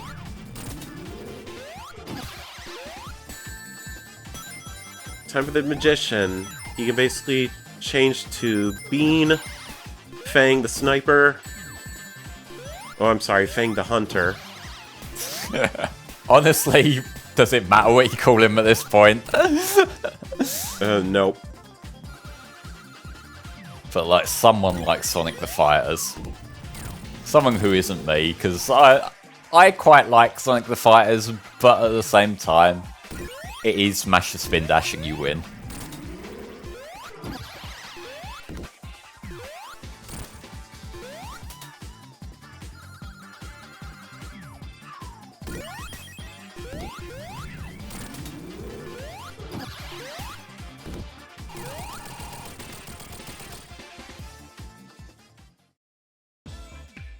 Alright, so I have a bit of an update on the character bid war for Sonic Rush Adventure.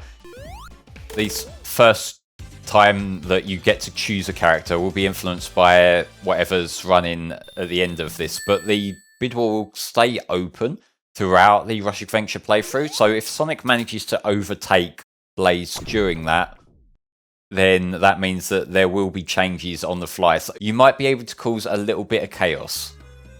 I realise I just explained that very poorly, but the gist is that the bid will stay open throughout the Rush Adventure run, and you'll be able to maybe change things on the fly. Yes, Oil Ocean. Snake, how do you feel about Oil Ocean? I feel like I want to set the oil on fire with a flame shield. I love that they put a flame shield in this level of all things, like, fucking hell. No, look at that! That is pure chaos! Here we go.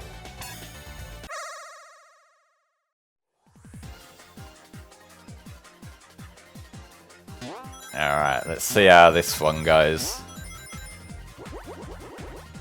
I do like that they increase the difficulty for Oil Ocean Act 2 of this by making it more urgent to just stay out of the fog caused by the oil. Yeah, that's like a new gimmick they added for this version, isn't it?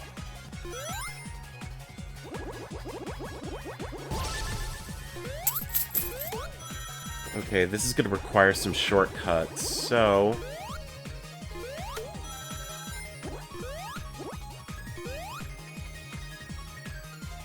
Frankly, it doesn't seem to have bumpers causing problems like the last one did.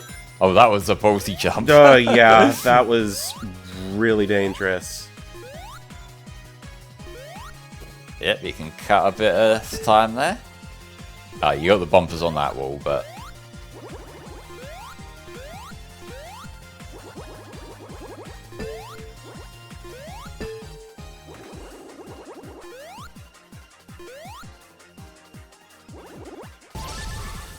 Okay. Mark Frey. Now it's just focus on getting him.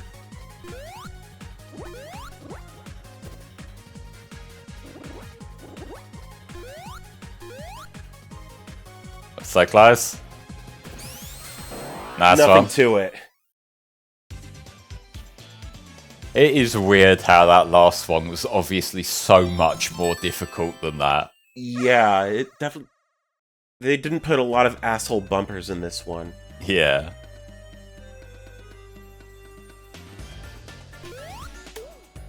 Yeah, like, Oil Ocean to me is not one of my favourite Sonic 2 levels, but it kind of...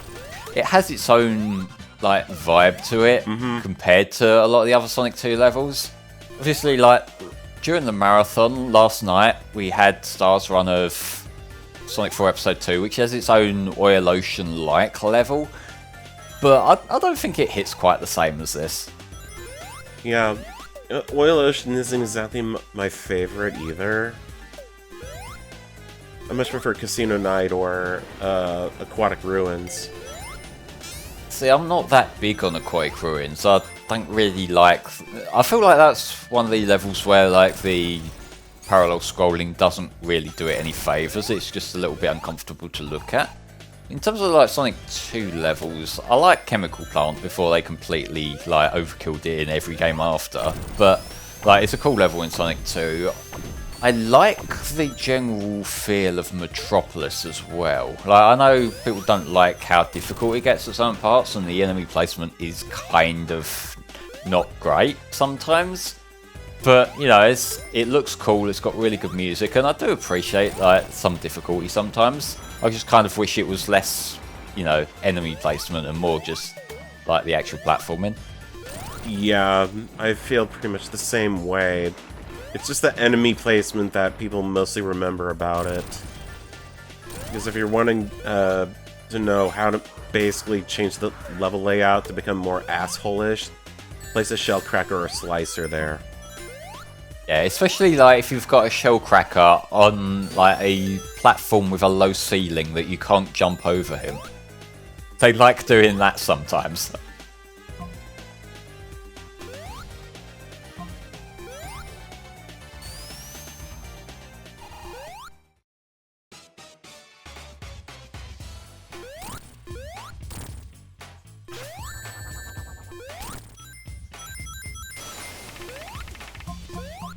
Oh, shit. Yeah, you have to stay in the middle for this one whenever he does that.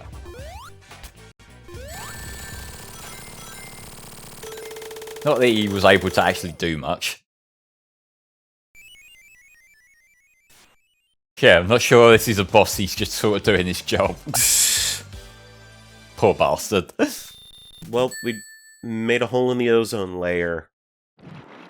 It's fine.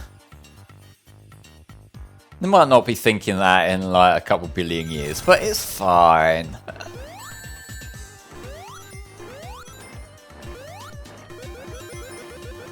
This music here feels kind of like they've remixed Oil Ocean with like a sort of Sandopolis vibe, which I suppose like complements the gimmick that they've got going on here, where you need to like sort out the fog periodically. It's kind of like how you have to put the light back on to disturb the ghosts. There we go.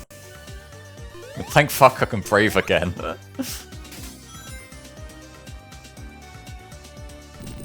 Yeah, the funny thing is that Oil Ocean's music was originally something else because I think they were planning to make a desert level for Sonic 2, but that desert level's music got switched over to Oil Ocean's. Yeah, I have seen the original concepts for the desert level. There were a few of the early unused Sonic 2 levels that there was that fan hack years and years ago. I think it was called Sonic the Lost Worlds, and it was basically just a fan-made attempt to put the levels back in. Yeah, and like I remember seeing like that, and it was interesting, even though they were obviously like fairly amateur recreations at the time, because like a lot of people weren't really experienced back then. Like just seeing like that desert level in action, seeing Wood Zone in action, that did feel really cool back in the day. I definitely appreciate the efforts made by the Sonic hacking community to restore the levels that were lost. Like, especially in recovering the lost art for Cyber City, which ended up turning into the Machine in Spinball. I feel like the whole Cyber City, Genocide City thing is like one of those stories that we just sort of heard bits and pieces of for years without actually having anything concrete, wasn't it? Yeah.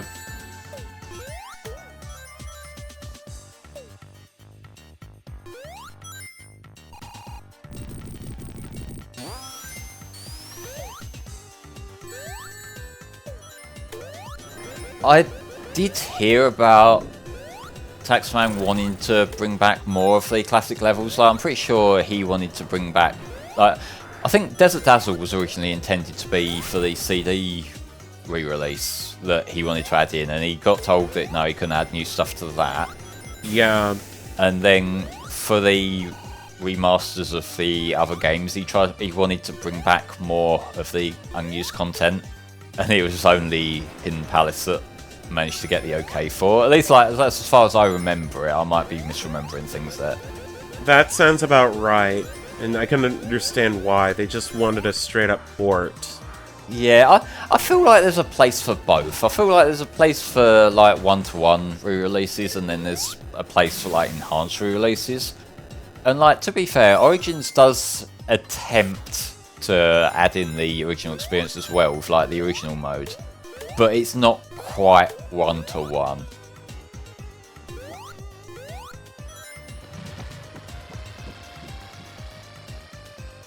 According to Foretold Legends, if you land in the right spot in the middle when beating the Act 1 boss for Oil Ocean, you can bug the level out so the smoke's just cosmetic and it doesn't actually drain your rings. Huh. I didn't actually know that. I didn't know that either.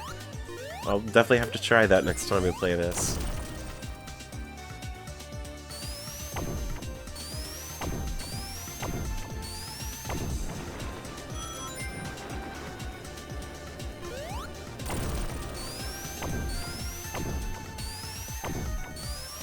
Can the smog kill you if you run out of rings? I think it just drains you to 0, doesn't it?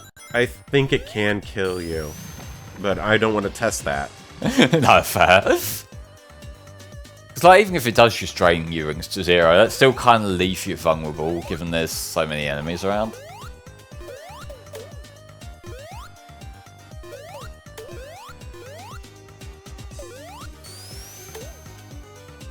Whee! This part of the level is a little bit awkward, like at the start where you came in there, because it's like going back to the blocky platforming again, and blocky platforming when there's an enemy with projectiles on it, that can be a little bit fiddly. But as soon as they start throwing you back into the loop-de-loop, so like the ramps that you can sort of trick on, you've won me back.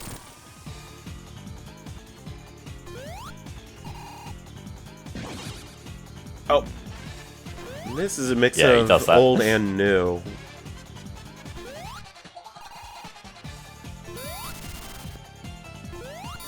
I think this one got rebalanced at some point, didn't it? Can't remember the specifics, but I remember this being like a bit of a choke point boss for some people.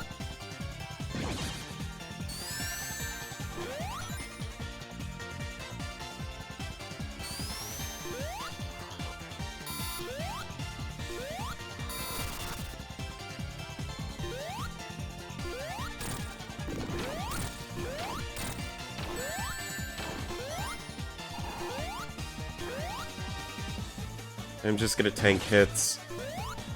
There are some interesting transparency effects there. Oh yeah. Like when the rings fall into the oil. Yeah, I like that effect. I mean, it really just rubs in that you've taken the hit, but like the actual visual effect is cool.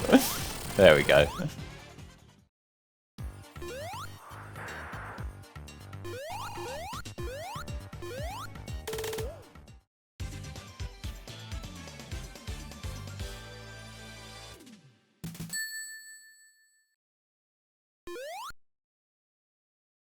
I do remember when Mania originally came out, they didn't have transitions for every single level. I think this might have been one of them that got added in Plus. I think so, yeah. I do remember the original release of Sonic Mania did have like a few like rough edges that wouldn't get fixed until later. And what I do think is cool is what is nice is that like although the like substantial stuff like the new characters and the encore mode and that were locked off to the DLC, the little tweaks here and there were just patched in for free. That's really nice.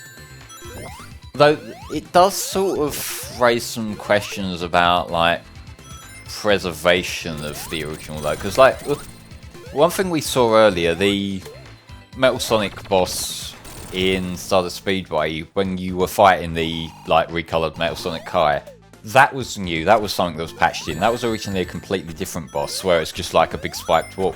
Yeah. And while the new one is a lot more interesting, there is kind of a bit of a consideration that unless you grip like an unpatched version of the game, that original boss is kind of gone forever now. Yeah, I'm not really missing the original boss, but I do appreciate the remade Metal Sonic Kai. Yeah, it's like, in that case, it's...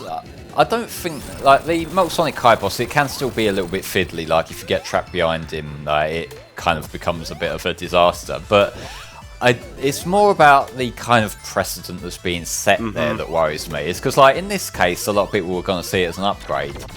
But, like, the idea of a game that you've bought kind of changing under your nose, and it's not like adding features, it's like replacing a feature, like replacing something from the old version with a new thing.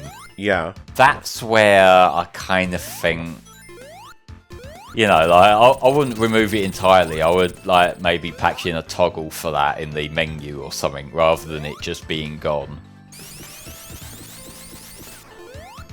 You know, like Steam, you can usually downgrade to previous unpatched versions, but like if you're on consoles, then you're kind of shit out of luck there. Alright, let's go get the last emerald. Yeah. This is one of the best looking special stages, I feel like. The blue looks really good here. Yeah.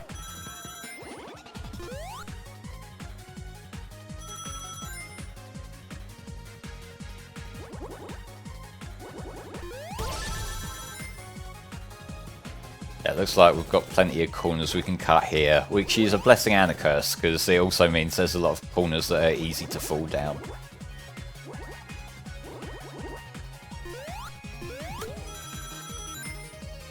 Alright, got a nice stock of rings.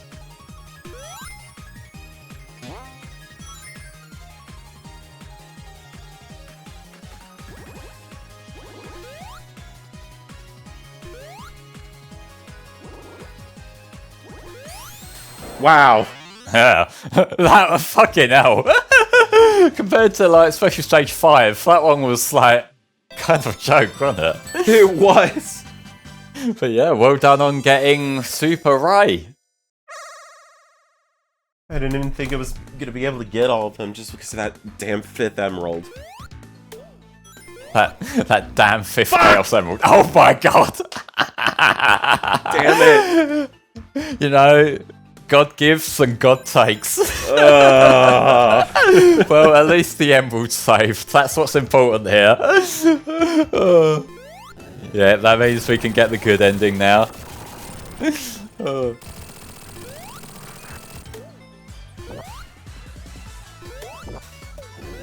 One thing I was going to mention before my moment of glory got rudely interrupted was I like that they added in a button that lets you go super. Yes, it definitely makes it more easier to manage than like 2 and 3 and Katie, doesn't it?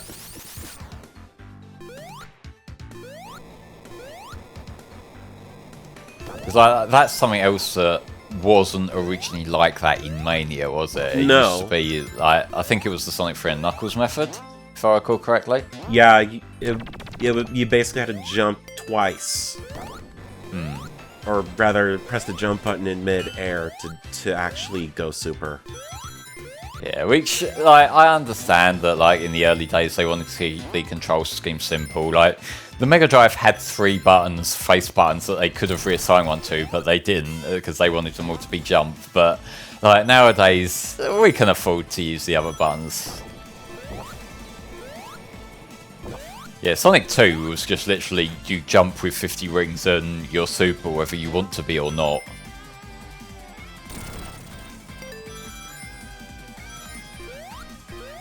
The after images for super forms is really cool, taking from S3K's hyper forms.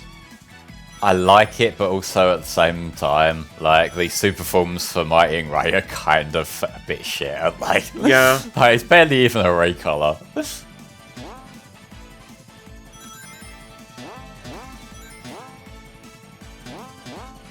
Yeah, Tails doesn't get his flickies in this. Nope.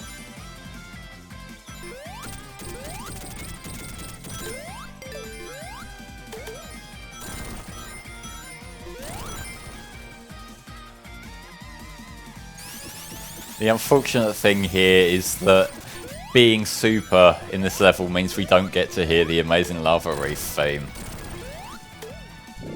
I think there's a setting to like turn off the super music now, but also we're Super Ray, so it's part of the trade-off, isn't it? You deal with the looping music in exchange for being able to play the game more easily. Yeah.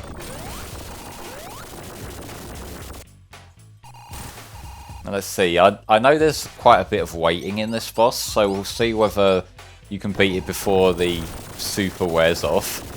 Yeah. I think I'll be able to do it.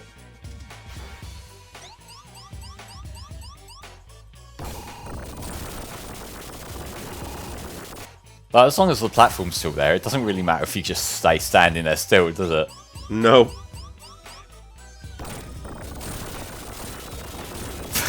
You're still doing damage to him.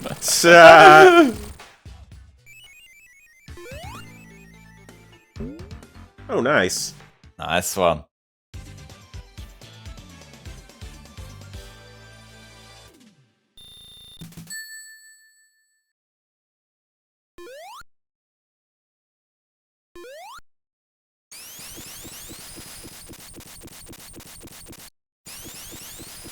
Yeah, this level's music I'm definitely gonna listen to.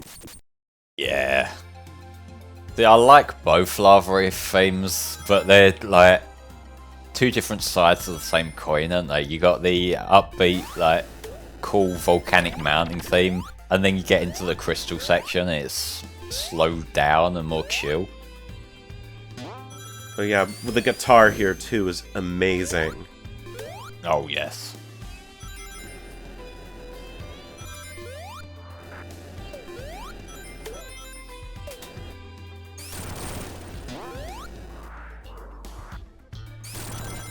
It's this kind of chill music that still works with Sonic that kind of reminds me of Tidal Tempest a bit.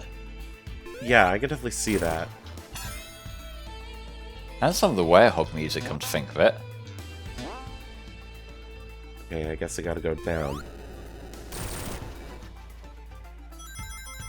Yeah, there's a lot of Knuckles sections there distracting you, but you just work your way along, you should be fine.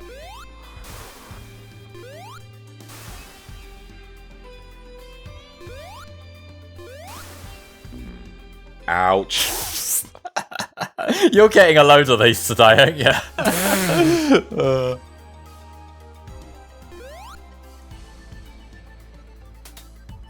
However, this is comedy for you guys. I mean, that's the sort of thing that not even Super would save you from. Oh, fuck! Oh! This feels like some kind of divine intervention to fuck you over specifically at this point. Oh. You did so good at the previous games, now suffer in Mania. Yeah.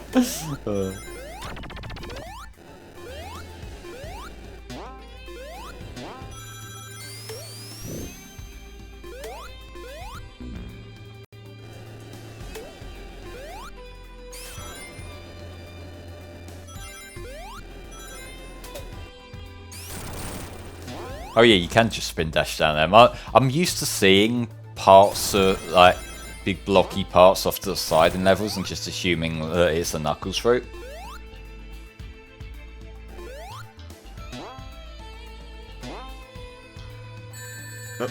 What hit me? Good question.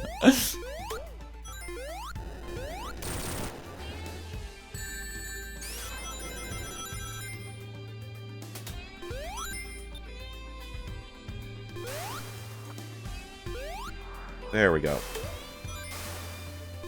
Alright, now if we can not have any of those fall on our heads this time, that would be very nice. No, no, no, no, no! I could just feel your heart rate speeding up during those few seconds there.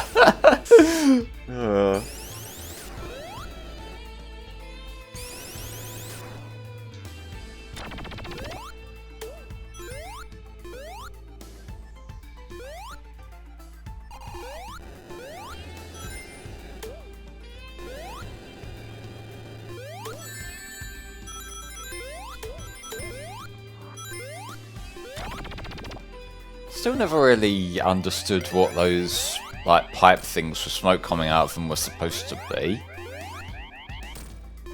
Which pipe things? You know, like the enemy things that, like, they can hurt you if their smoke, like, captures you. Oh, those, yeah. I thought those were, I thought they took away some rings originally, or just slowed you down. I think they do slow you down, yeah.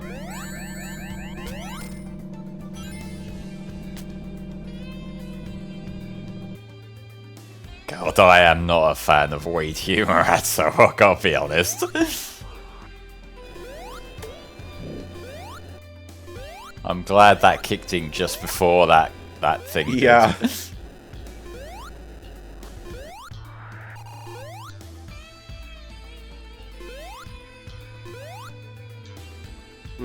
Alright, now let's try and navigate this without getting crushed. Which is good. That was very close. Them things there.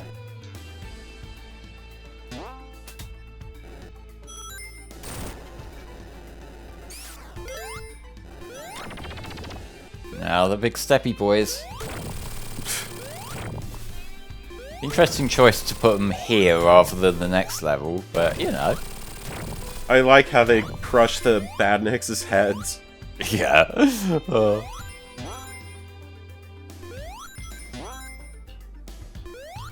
What? Oh. Okay. Yeah, it's one of those blue things.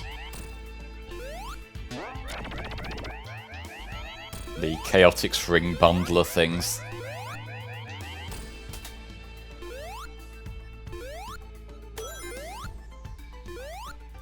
There's a Knuckles path right there. Yeah, it's when they're off the ground like that that you need Knuckles to punch through.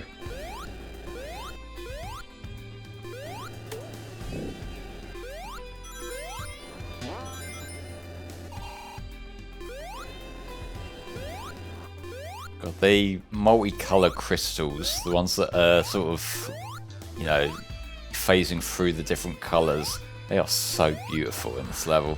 Mm-hmm.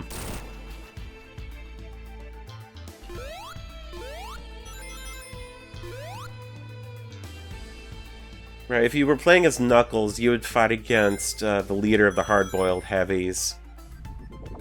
And you'd also see Knuckles' thoughts visualized in crayons. I think you can still get to this particular boss as Knuckles, though. Like, there's two different endings. Yeah, go for it. According to Robert in the chat, apparently the Care Bears are coming to Sonic Rumble. What? I mean, like... Why? They're putting the fucking Angry Bird character in Crossworlds, so sure, why not? Let's just sell the fuck out. Whatever, Sega owns it.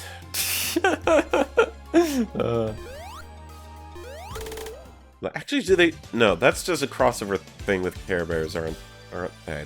Care Bears is owned by someone else. Yeah, I don't know, I'll be honest with you. Also, hi, Little Planet. Yeah. Metallic Madness. Not one of my favourite CD levels, if I'm being honest. But I guess it does the job for, like, a penultimate level here.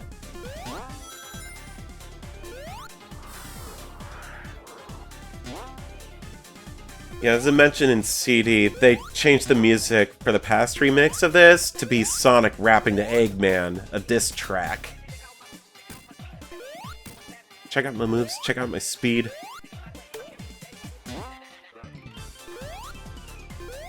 Just letting the others know that we're getting close to the end now. Yeah, after we're done with Sonic Mania here, Starlight Road and Sporando will be up with a stream of Sonic Rush Adventure, which that has a donation bid war ongoing where they'll be switching characters depending on who's in the lead.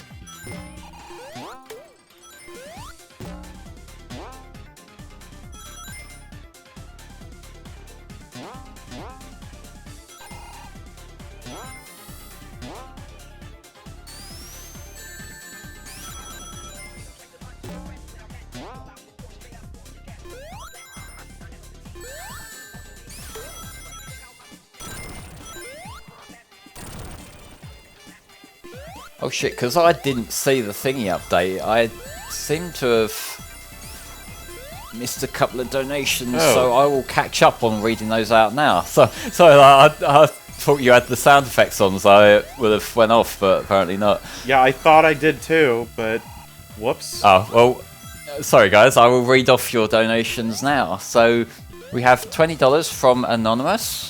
It says, keep it up guys, you've raised so much so far, well done. Thank you very much for that. And we have a $10 donation from Davido, I think your name is, I hope I've pronounced that right. So yeah, that doesn't have a comment, but thank you very much for your donation, we really do appreciate it. Thank you both. So to give an updated tally count, Blaze is at $80 in the lead, but Sonic is a very close second now, actually, at $71.32. So honestly, if you wanted to push Sonic ahead, then just throwing a tenner in could do that. But again, remember, this will be a ongoing donation throughout the Rush Adventure run. So if it starts off and Blaze is in the lead, but someone else snipes ahead, it will change the run as it goes along. So, you know, we could have a pretty chaotic run where it's swapping every couple of levels depending on how things go.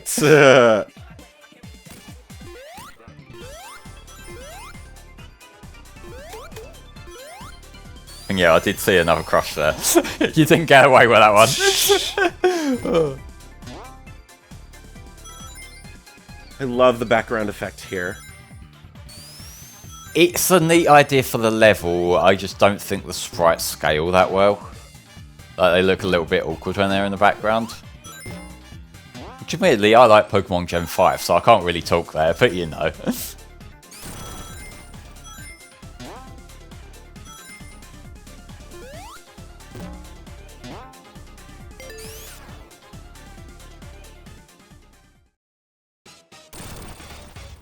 Okay, time for the final zone boss.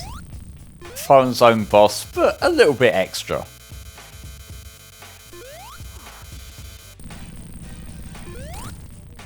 So as force to habit, I usually just like roll out of the way. But it looks like they come down a bit quicker than the final zone boss ones, although I might be misremembering. Oops. Okay, now it's gonna go berserk. Yep. Did they use the final zone fight here because Metallic Madness is CD's version of Scrap Brain? I don't know, I think it's just like they had a place they could bring it in and decided to go with it.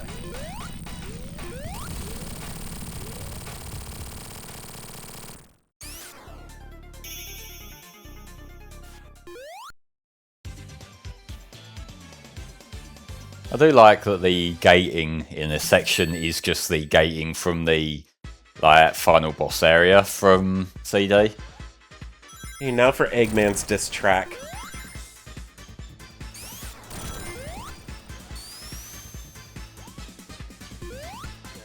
I can't help but feel it would be funnier if like most of the lyrics from Eggman's side of the disc were just plagiarized from somewhere. Master Shot Empire. Welcome to the New World Eggman Empire.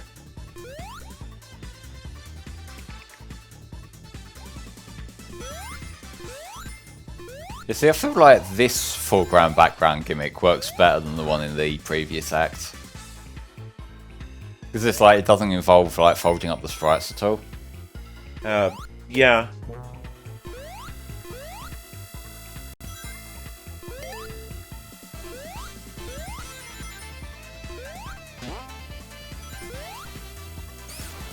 Oh, okay. Gotta get debigified, I guess. Yeah, I guess I gotta get small. That's the word I was looking for.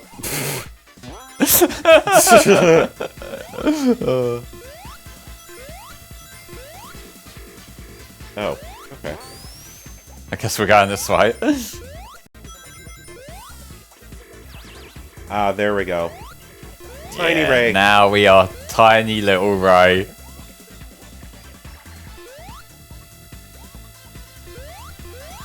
He looks fucking adorable. He does. Fuck! It happened And he again. got squashed too. It happened again. These crushes are out for blood today.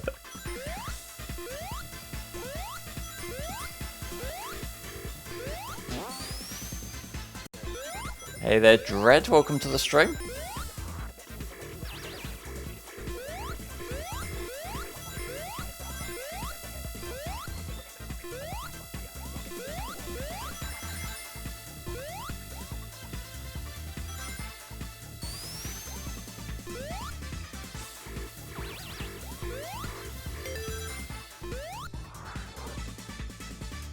Remember, throughout this marathon, we are raising money for the charity Child's Play. And what Child's Play do is they provide toys and games to children in the hospital long term. If you would like to contribute to our cause, you can either click the fiery donate button below the stream on Twitch, or on YouTube, you can click the pinned comment in the YouTube chat. All your donations go directly to the charity themselves through Tiltify, so you can donate in confidence, and any and all donations are very, very much appreciated.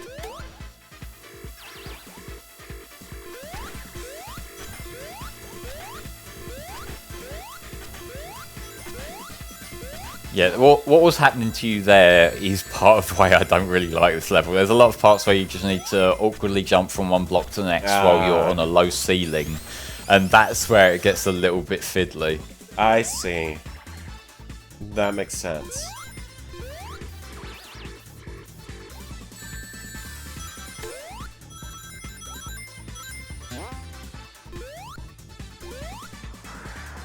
It is kind of accurate to the real Metallic Madness, yeah. Not to be confused with the similarly named Metal Madness. Although that also involves Metal Sonic.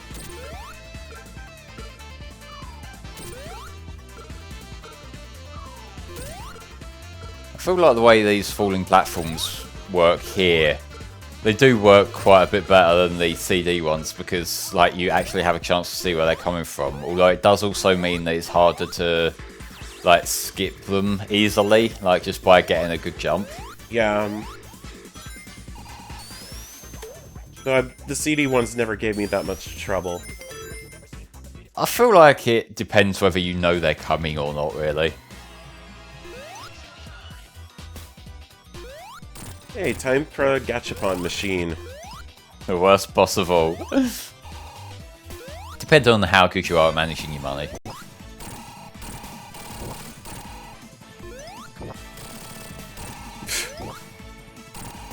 Or you can just run backwards and forwards right now. Yeah. Destroy that, destroy the Amy doll. Don't destroy the Amy, that's an SSR. There we go. And bye-bye.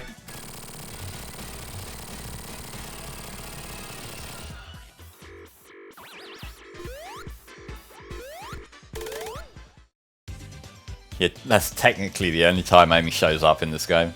Mm-hmm. Technically. Someone made a fan-made commercial where Amy was like drawing all the cutscenes for Sonic Mania. Yeah. It was hilarious.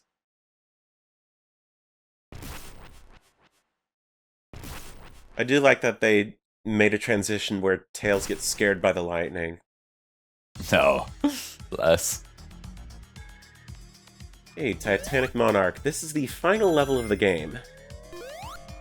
Yeah, I just let the others know in the Discord, so they can start setting up. Yeah. Now, Titanic Monarch, how do you feel about this level? It's very long. I think it's appropriately challenging for a final level. It does get confusing, though. I'm not really a fan of it, personally.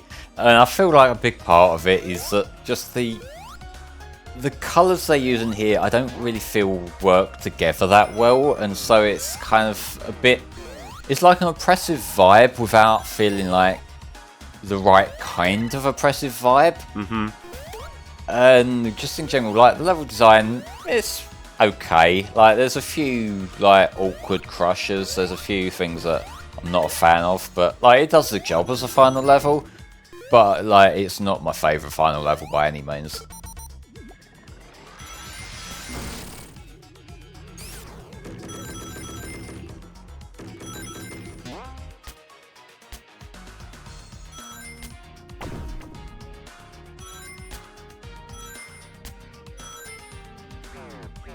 What final level do you prefer in Sonic games? Or what is your favorite final level?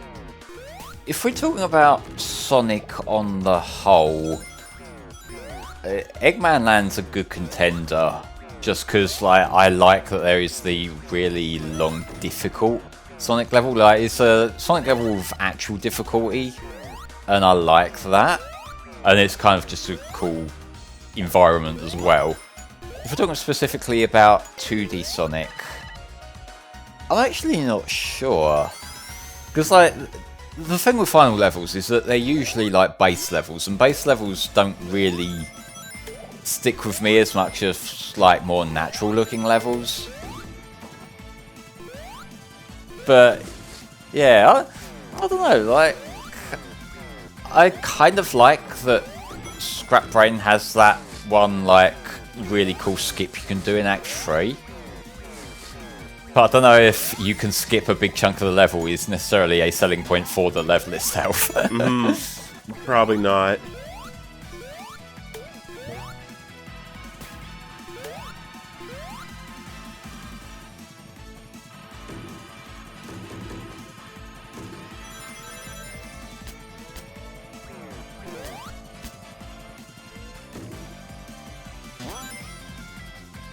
Might be a tie between this and Metallic Madness for you. Like I say, I'm not really that big on either of them, but I can also sort of see that they have that final level feel. So I can see why that would resonate with people.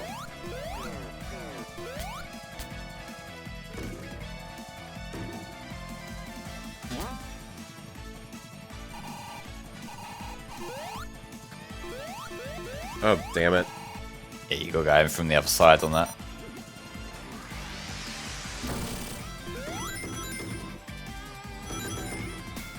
Yeah, Tropical Resort was a pretty good one. Like, I actually really like the modern remix that Tropical Resort got in Generations 3DS.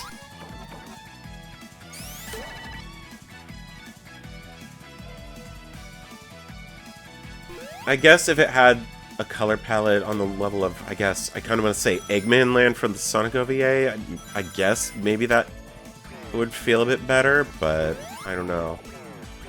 I remember the Encore mode colour palette looking a little bit better. Like, it still had a bit too much of the, like, oppressive tone that doesn't really work for me, but like, I remember that being a bit of an improvement. I think it led more into grins in the background from what I recall.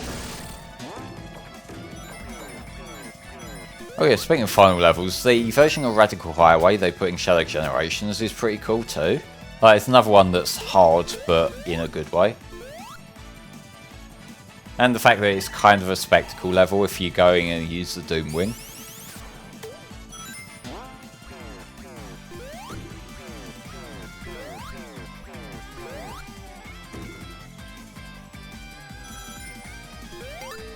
Just blazing past every little bit of platforming here with Super Right. Right, now we've got to remember you only have 15 rings.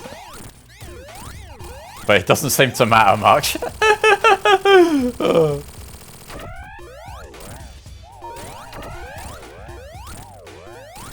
Radical Highway in Gens would have had more impact if you didn't already go through the level before. I sort of see that, but at the same time I kind of... It's like the payoff, you know, we get little snippets of it earlier in the game, and then we get the level itself in full at the end. Oh, I don't think you're that far, so... there. But it means you can't cheat the first phase this time. Have to do it real. As close to real as it is when you got right.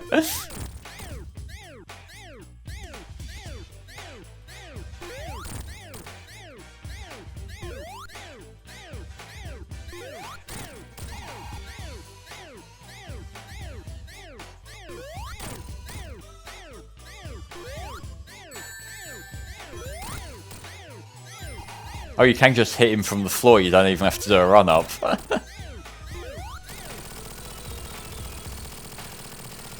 Okay.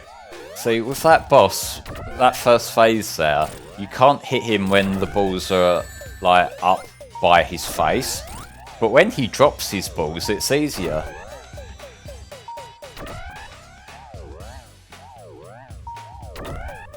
Shit.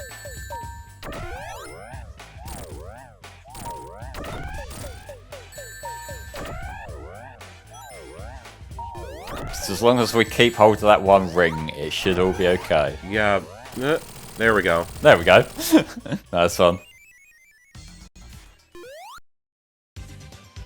Forgot you actually had to use the force of gravity to actually hit him in that second phase. Yeah, they sort of, like, make things heavier, don't they? Mm-hmm. I suppose they could have varied up the intermission sections in Shadow Gens a bit, but at the same time, like I feel like it's not so much the fact that it's Radical Highway, it's the fact that it doesn't really blend Radical Highway with the actual level that you're playing quite as smoothly as it could have, that makes Radical Highway feel a little bit repetitive. Now, I don't mind it at all. I still really like Shadow Generations. It's probably my favourite Sonic game since SA2, but yeah, like I still think there's always room for improvement there. Right, there are 4 different sections that you have to go through here in Titanic Monarch. It's all just to get the portal open to be able to meet Eggman. Yeah, like there's 4 different chunks. You can go to these different parts of the level in any order, can't you? Which is kind of neat.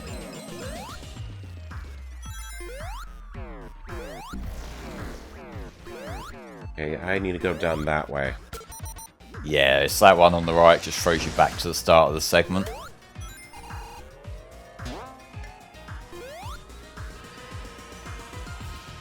And it's these moving parts in this level that are what make me really nervous about crushes. Because there are some like up and down sections where you can easily get crushed. I can see people getting a time over in this level if they're not really sure what's going on. Yeah, that happened to me at least once. Yeah, like it's the sort of thing that like maybe on later playthroughs, once you know what you're doing with this level, it's not as big of a problem. But like with all the warping you around sections that aren't really pits, but you know they sort of act like pits. Yeah, it's easy done.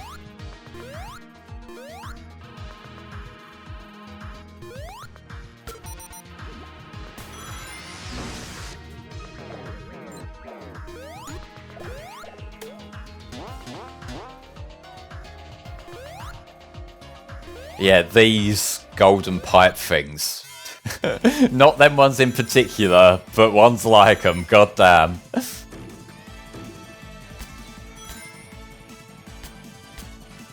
Yeah, I just decided, you know what, I'm not gonna deal with that. Fair.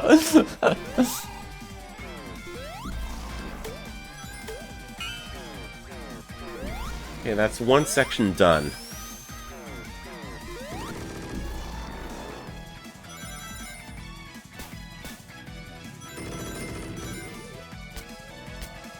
I sort of get that complaint about Shadow Generations, that the intermission sections are kind of a distraction and eat into the actual levels. Like, they're mostly short enough for me that I don't mind.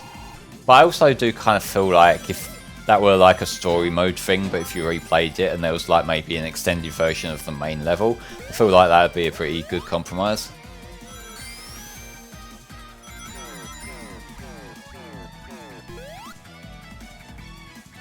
They're in intermission parts. Are you talking about the segments in the open world for Shadow Generations? Nah. You know when you're running through a level and then toward the end Black Doom shows up and walks you into Radical Highway? Ah! Them bits there. Okay, oh, fuck these ones. Yeah, you have to be very careful here. Nice one. Okay, I see what you're talking about. Yeah. And now we get whooped all over the place because we are playing Titanic Monarch.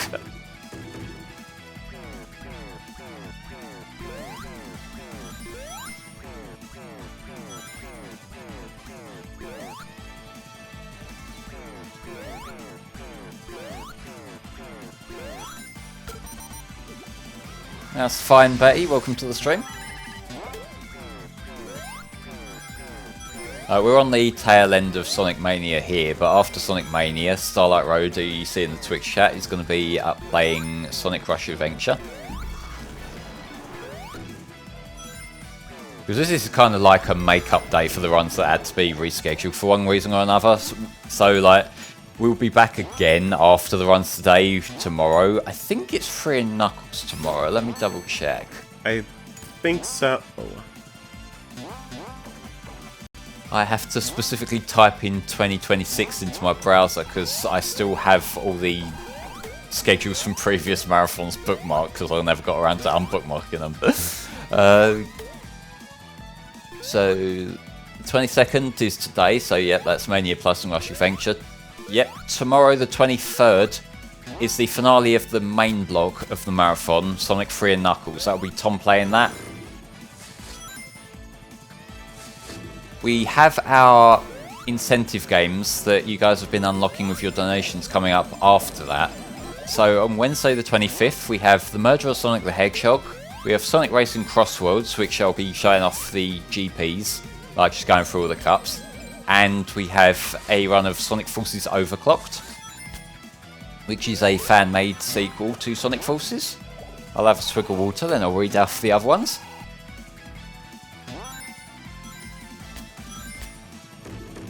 After that, on Friday the 27th, I'll be playing through Sonic Lost World for the 3DS. I did specifically choose the 3DS version over the Wii U version, because I just personally find it more interesting. And we also, on the 29th, that'll be Sunday the 29th, we have a run of Sonic Unleashed for the Wii. And if we manage to get to $2,000, we'll be adding on another incentive game. So if you want to get your donations in and get us toward that next goal, it will be very much appreciated.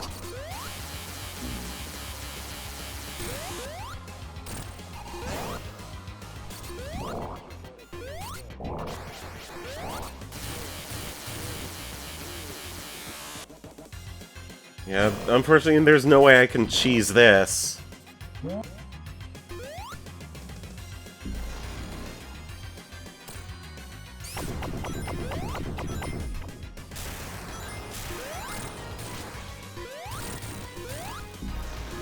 Sonic Lost World, the worst Sonic game? I wouldn't say so. Like, no. Maybe pre-patch, the Wii U version was pretty fucking rough. But, like, Secret Rings exists. Yeah.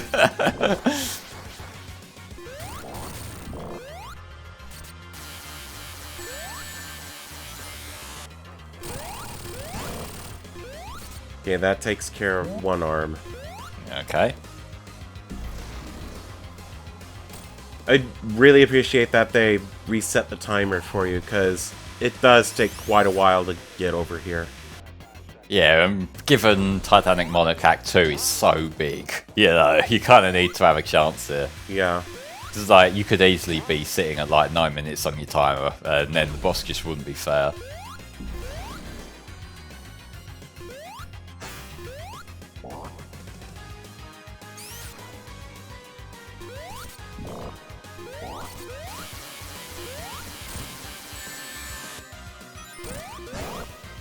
It feels kind of inconsistent as to whether you can get away with just bouncing on the bosses for extra hits, because like it hurt you there, but I swear there's other bosses where it can work a bit better.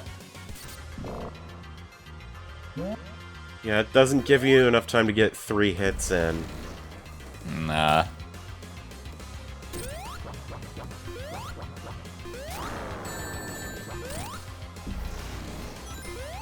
Wow. You got it. You just about got your ring back, it's fine.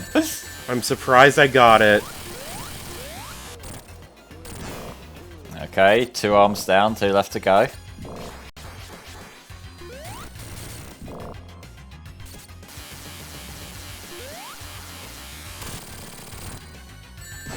God, Ray is so fun.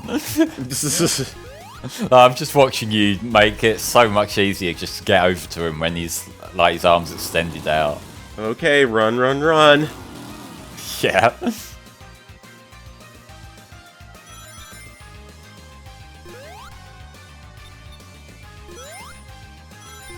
Yeah.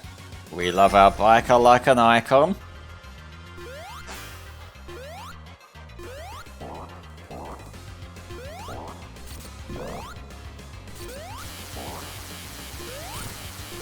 Oh, you got an easy one here. There we go. Nicely done, mate.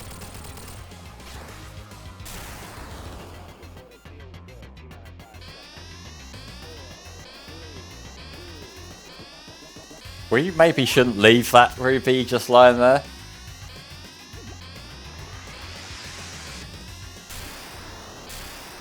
Had Knuckles won the character bidding war, I would have gone all in with Knuckles, Knuckles, and Knuckles.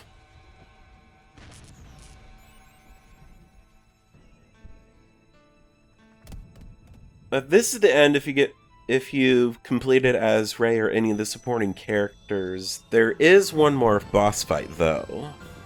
Mm-hmm. Which that's definitely going to be done with cheat codes. Yeah.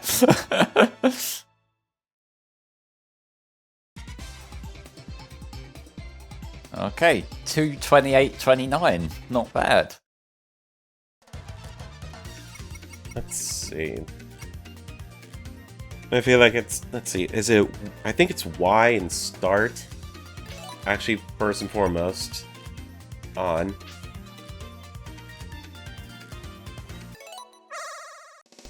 There we go. Alright. Let's see. All emeralds. 4, 1, 2. There we go. I heard a noise, a thing happened. Yep. That's the code for getting all the emeralds. So, get all the way here as Sonic.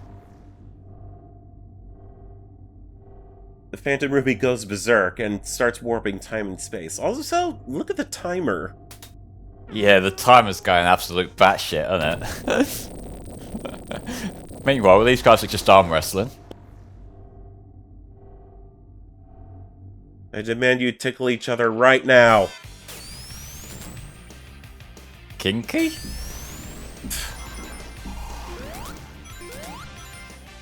Okay. So yeah, it's mostly them, like, the green orb attacks that get me the most. So, because like, if you get too close to him, then you don't really have the opportunity to dodge him that well. But god, I really like the Egg Reverie theme. How about you? It is fantastic. And something I wanted to say back in Sonic CD was that Christian Whitehead wanted to build on unreleased content or unfinished content by creating a new final boss called Final Fever, but never got to. It basically would have been fighting against a boss through time travel, but this is as close as it's gonna get. I think this is a pretty good like compromise, isn't it? And I've just got to say, I do appreciate how there's part of the theme here that interlopes a little bit of fist bump, which kind of ties everything together. Yeah. Yeah, I'd never picked up that it was using a part of Fist Bump's melody. Yeah, it's just like a subtle little thing that I think just ties everything together that little bit, you know? Oh yeah, that burst of speed forward, that costs, I think, 5 rings? Yeah. I would just use that sparingly. So it's like, you don't want to spam it.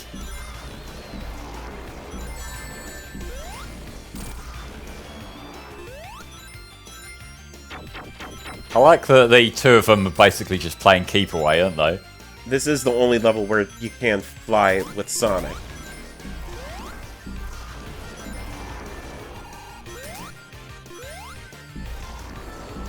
Just gonna circle around him. Bam. Yeah, just overwhelm him with it.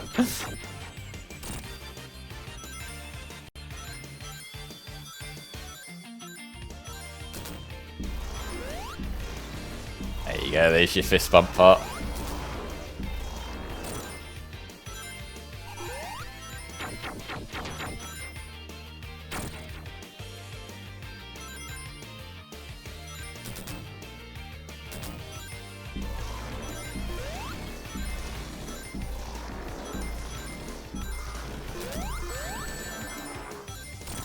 There we go. You wanna keep them rings up.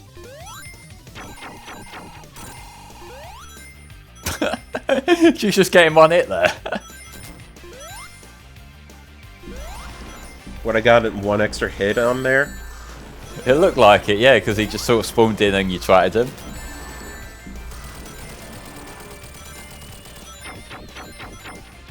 Bye-bye.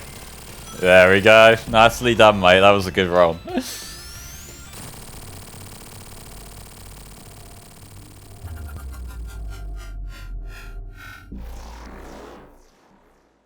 away we go to Sonic Forces.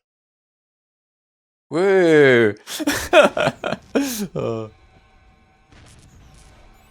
So, Snake, what's your overall thoughts on Sonic Mania then, mate? It's the best Sonic game that we've had in years. Made by fans for fans. And I love every bit of it. Yeah, I agree. I think it is a fantastic game, so I don't really feel like we have much to say beyond that. So do you want to mute our mics and let the credits music play? Yep, this is Samurai Snake. And I've been the Flameclaw. See you next time.